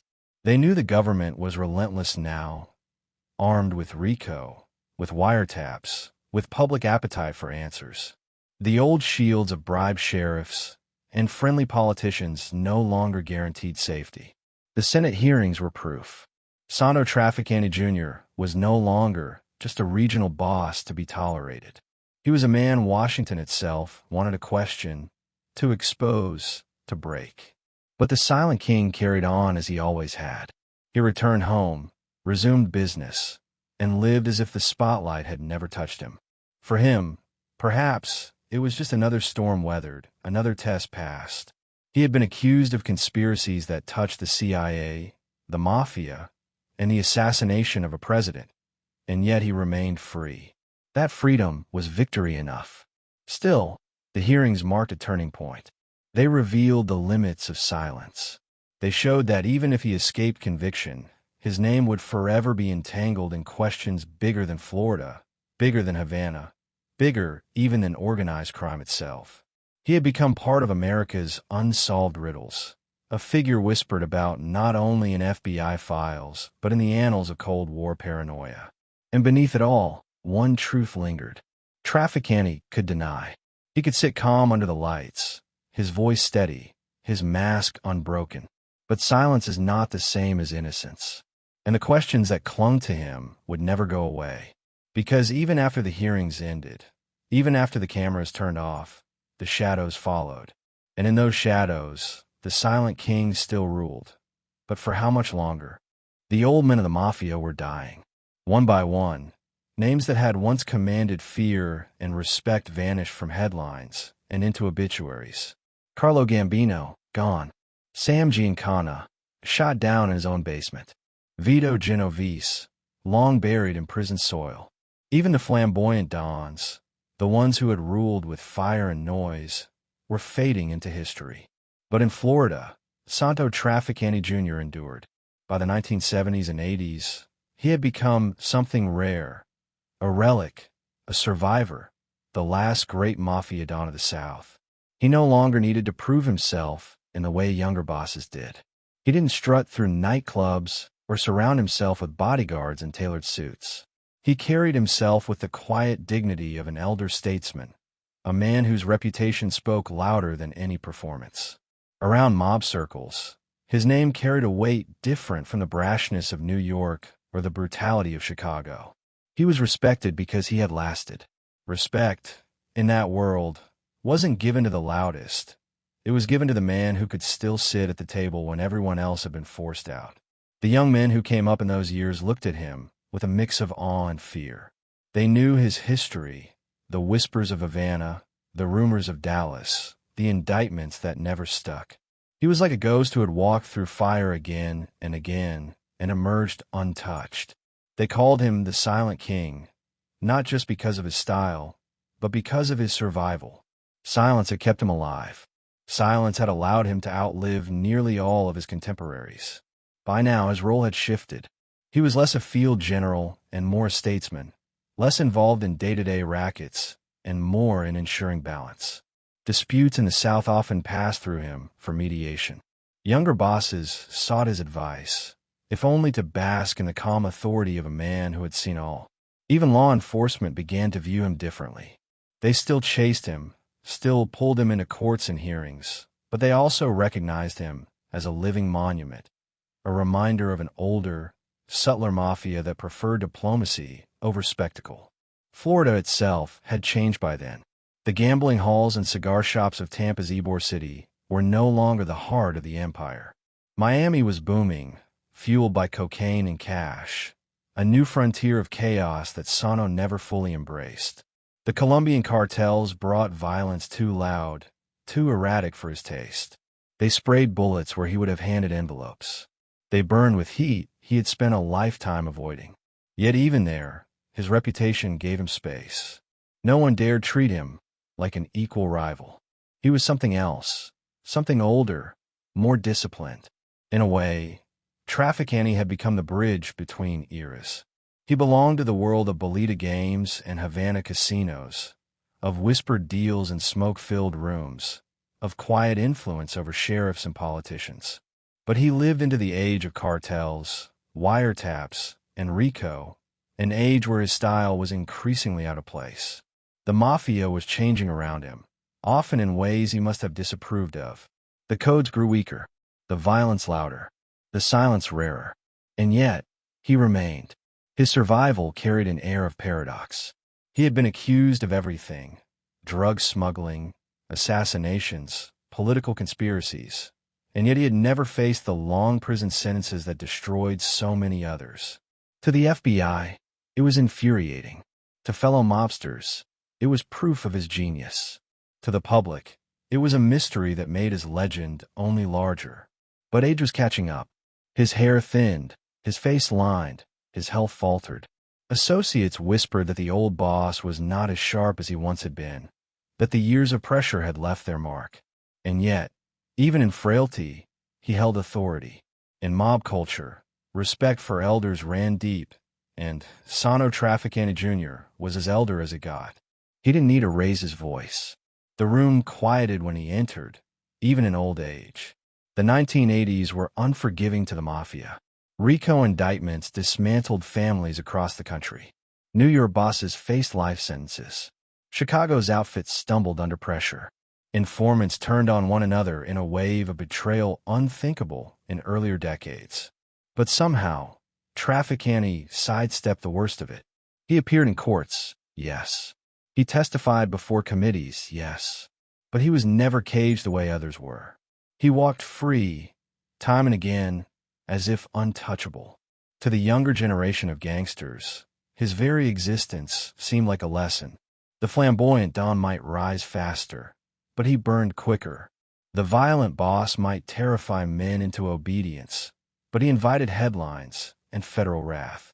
The patient man, the diplomat, the silent king, he endured. His life was proof that power did not always roar. Sometimes, power whispered, and yet, there was a sadness to it. Outliving your contemporaries meant carrying their ghosts. Santo had been shaped by an era when the Mafia's codes still held weight, when silence was honored, when loyalty was expected. Now he watched as younger men broke those codes, traded silence for deals, traded loyalty for survival. Perhaps he felt pride in his endurance. Perhaps he felt bitterness at what the life had become. Either way, he remained, an old king sitting in the twilight of his reign. The image of him in those final years is haunting. A man who had once walked Havana's casinos and Tampa's streets with quiet command, now older, slower, yet still carrying the aura of untouchable power. A man whose silence had made him both invisible and unforgettable. A man who represented the last breath of an older underworld, before cartels and headlines drowned it in noise. He was, by then, the last great Mafia don of the South. Not because his empire was the largest, nor his wealth the greatest, nor his crimes the most infamous, but because he had survived. And in the underworld, survival was the ultimate measure of greatness. But survival has an end. And for Santo Trafficante Jr., the twilight years carried one final truth, that even kings cannot rule forever. And when the end came, it came not with gunfire or indictments, but with silence. The same silence that had defined his life. The silence of age, of frailty, of time catching even the most untouchable man. Yet even then, questions lingered. Would his death close the chapter on an era, or would the mysteries he carried, the secrets he never spoke, ensure that his name would haunt history forever? Because Santo Trafficante Jr. had built his reign on whispers, and whispers, once released into the dark, never truly fade. The smoke had thinned in Tampa's cigar shops. The bolita runners who once darted through Ybor City streets with scraps of paper in their fists now moved slower, fewer, their trade suffocated by police raids and shifting times. The old underworld, the one Santo Trafficante Jr. had inherited and expanded, was fading. The decline of the Tampa mob was not sudden, not explosive. It was slow erosion, like a shoreline eaten away by waves. And Santo, the silent king, watched as the empire he had built grew smaller with each passing year. The 1970s and 80s were not kind to the Mafia. RICO cut deep. Wiretaps grew sharper. Witnesses flipped at alarming rates. The old codes of omerta, silence, loyalty, obedience, shattered under the pressure of men choosing freedom over honor. Across America, families collapsed. New York bosses sat behind bars. Chicago's outfit lost its grip. Even the once untouchable Las Vegas casinos slipped out of mob hands. And Tampa, though smaller, was not immune. For years, Santo's shield had been invisibility. He wasn't flamboyant. He wasn't reckless. He ruled through diplomacy and silence. But age was catching him, and with it came the weakening of his defenses. Younger agents didn't view him with the awe of their predecessors. They saw him not as untouchable, but as a challenge. Task forces zeroed in on Tampa, eager to prove they could bring down the last great Mafia boss of the South. The bolita racket, once the backbone of Tampa's mob economy, was hit hardest. Police raided numbers houses, seized betting slips, arrested bookies. What had once been a community game, shielded by payoffs and tradition, became too visible, too easy a target. Revenues shrank. Runners quit. Even loyal players began to look elsewhere, to state lotteries that now offered the thrill of gambling without the risk of jail. A racket that had once fed Santo's rise was dying in plain sight. The narcotics trade, too, grew unstable. The rise of the Colombian cartels in Miami changed everything. Cocaine money dwarfed the old heroin profits, and the violence that came with it was louder than anything the Tampa mob could control. Santo's old methods, quiet bribes, careful diplomacy, seemed almost quaint in comparison to cartels that answered every slight with machine guns. Florida's underworld had become noisier, bloodier, and far less predictable. Even within his own circle, cracks appeared. His lieutenants were aging, their bodies slowing, their instincts dulled. Some died natural deaths, others faded into obscurity. The younger men who stepped forward lacked the patience, the discipline, the silence that had defined Santo's reign. They were louder, hungrier, more reckless. They wanted quick money in an age where quick money often meant quick death. Santo may have counseled caution, but he could not remake the era. The tide of change was stronger than one man, even a king. Law enforcement sensed the weakness. Federal agents who once failed to pin cases on him now had sharper tools. RICO allowed prosecutors to treat his syndicate not as fragments, but as a whole. Informants whispered names, dates, schemes. The FBI tracked cash, tapped phones, followed footsteps.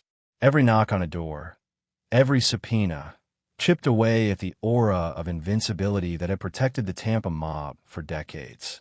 Still, Santo endured. He walked into courtrooms with the same calm he had always shown, his face unreadable, his voice measured. He denied connections, denied conspiracies, denied the very existence of the organization everyone knew he ruled. And more often than not, he walked out free. But even victories couldn't hide the truth. Each trial drained resources. Each investigation exposed more of his world. The shield of invisibility was cracked, and though he still stood, his kingdom shrank around him. The decline wasn't just about law enforcement. It was about culture. The world that had allowed the Mafia to thrive was disappearing. Tampa itself was changing. New industries, new politics, new money. The cigar factories that once served as cover for Bolita were closing. The neighborhoods where loyalty ran deep were gentrifying. The old ties of community, the fabric that made bribery and silence so effective, were unraveling. Santo had built his empire on relationships, on trust, and fear delicately balanced. But those relationships were fading with time. There must have been moments when even he felt it, the weight of years, the erosion of power, the inevitability of decline.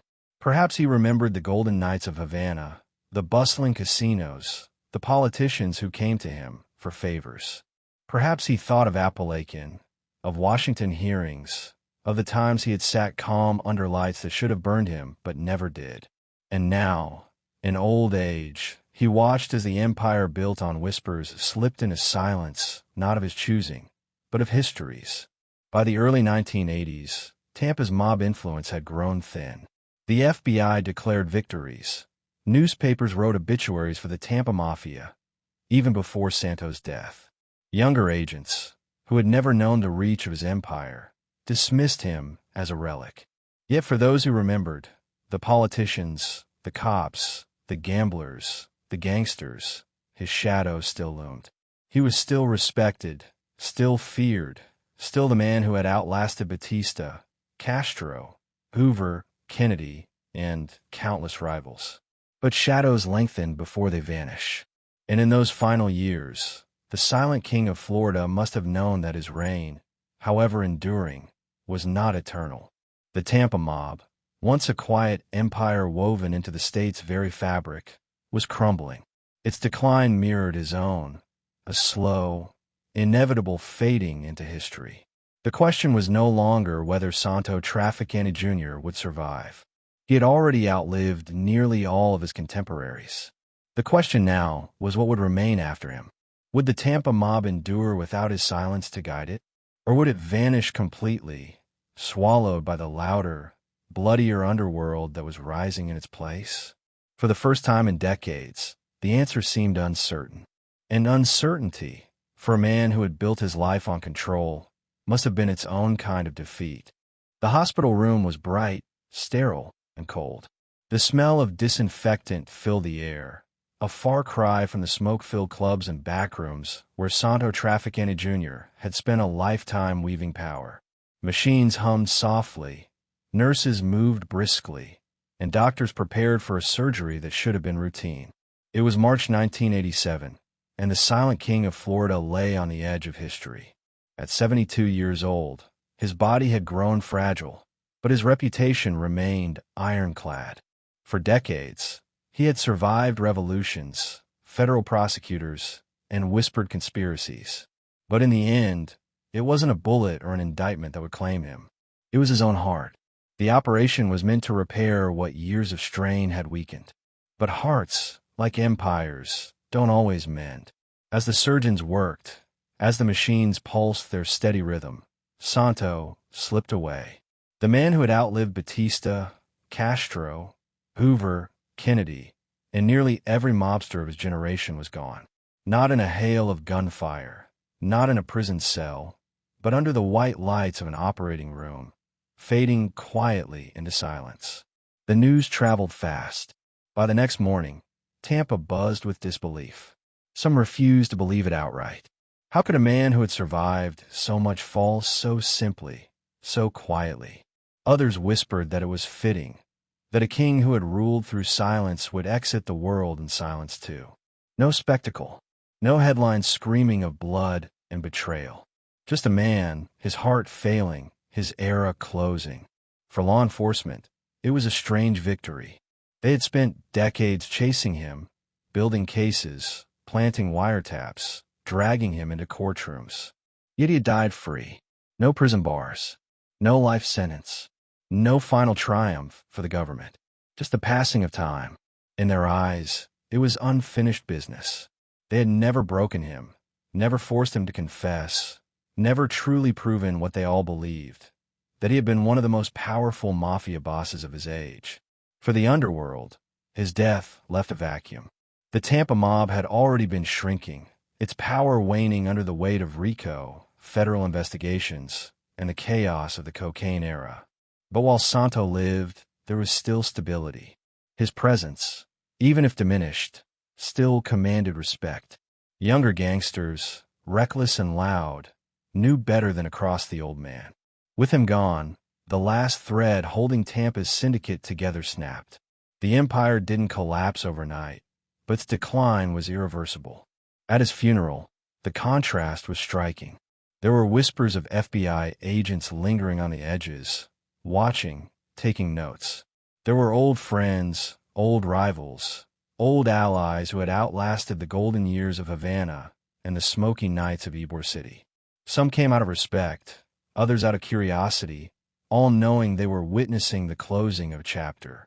There were no grand eulogies, no public declarations, just silence, the same silence that had defined him.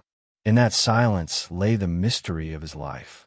Santo Trafficante Jr. had been accused of everything: narcotics trafficking, international smuggling, CIA assassination plots, even whispers of involvement in Dallas.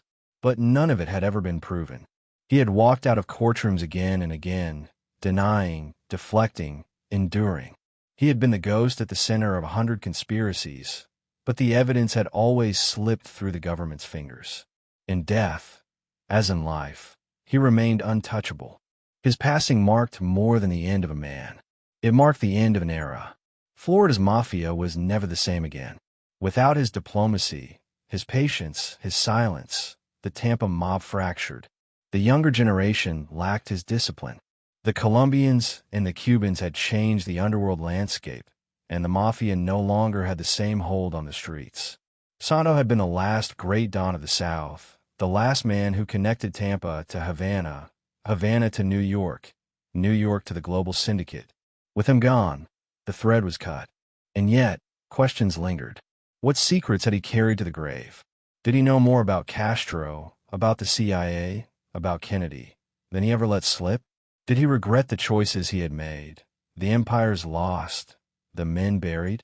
Or did he leave the world as he had lived in it? Calm, controlled, unshaken? We can never know. He never wrote memoirs. He never confessed. His silence was total, absolute, unbroken.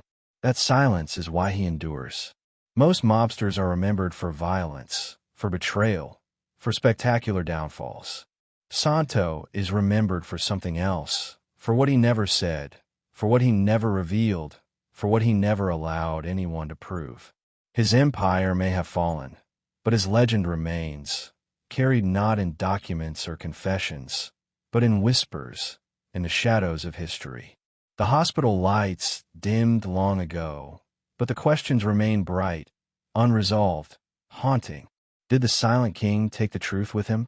Or will history, one day, unearth the secrets he carried so carefully to his grave? Because even in death, Santo Trafficante Jr. keeps whispering, and those whispers refuse to fade. The whispers never stopped. Even after his death in 1987, Santo Trafficante Jr.'s name continued to echo in the halls of law enforcement, in the whispers of old mobsters, and in the pages of conspiracy theories that stretched across continents. For some, he was remembered as a cunning survivor, the last great Mafia don of the South. For others, he was the man in the shadows, never loud, never flashy, but always present, always feared. His legacy wasn't carved in headlines or bloody shootouts. It was carved in silence, in the power of a man who made history without leaving fingerprints. When historians look at the Mafia, certain names dominate the stage. Lucky Luciano, Carlo Gambino, John Gotti, the loud and the infamous. But Santo belonged to a different class. He never sought celebrity, never invited the spotlight. His genius was in staying unseen, in making others underestimate him. And yet, his reach was undeniable. From the bolita games of Tampa to the glittering casinos of Havana, from whispered meetings with New York's five families to rumors of CIA plots, Trafficant's world was vast. He was proof that you didn't need noise to hold power. Sometimes, whispers could move more than shouts. The paradox of his reputation lies in what we know and what we don't. The facts are clear.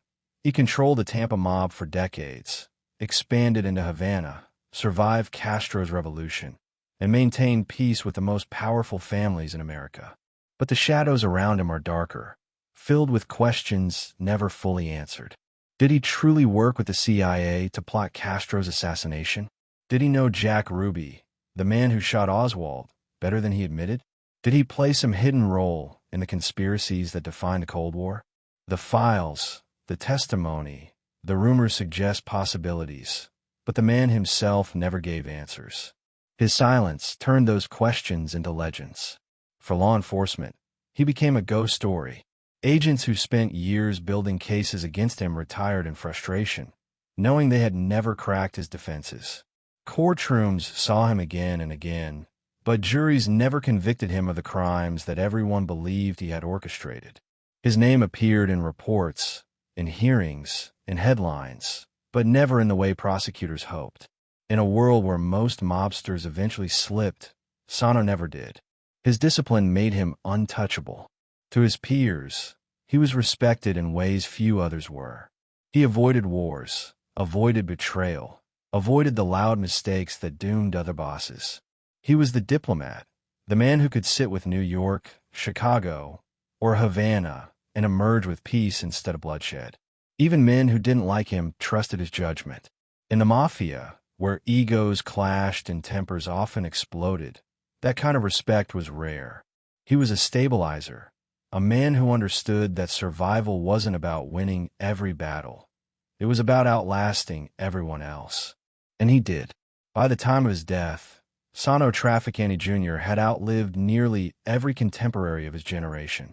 He had watched giants fall, empires collapse, and entire families dismantled under the weight of RICO and betrayal. He had been summoned before senators, hunted by the FBI, and whispered about in conspiracy theories tied to presidents and spies. And yet, he died free. Not in prison, not in exile, not in disgrace. He died as he had lived, quietly, silently, leaving the world with more questions than answers. The Tampa mob didn't survive him. Not really. His death marked the end of its influence, the closing of an era where Florida's underworld had mattered on a national, and even international scale. Without his discipline, without his presence, the syndicate withered, overshadowed by cartels and the louder, bloodier gangs of the cocaine age. But his legend endured. Today, when people speak of him, they don't speak of a flamboyant gangster with diamond rings or a hot temper. They speak of the man who always seemed to be in the room, but never on the record. The man whose silence became his greatest weapon. The man whose whispers stretched from Tampa cigar shops to the highest corridors of power. That is his legacy. A Don who ruled without spectacle. A king who spoke softly, but carried the weight of nations in his shadows. A man who will forever be remembered not only for what he did, but for what he never revealed. And perhaps that's the greatest irony of all. For a man who built his empire on whispers, his greatest legacy is the silence he carried to the grave. But silence doesn't end a story. It keeps it alive, echoing, haunting, waiting. And the story of Santo Trafficante Jr., the Mafia's silent king, still lingers, unresolved, as if daring history itself to uncover the truth he never spoke.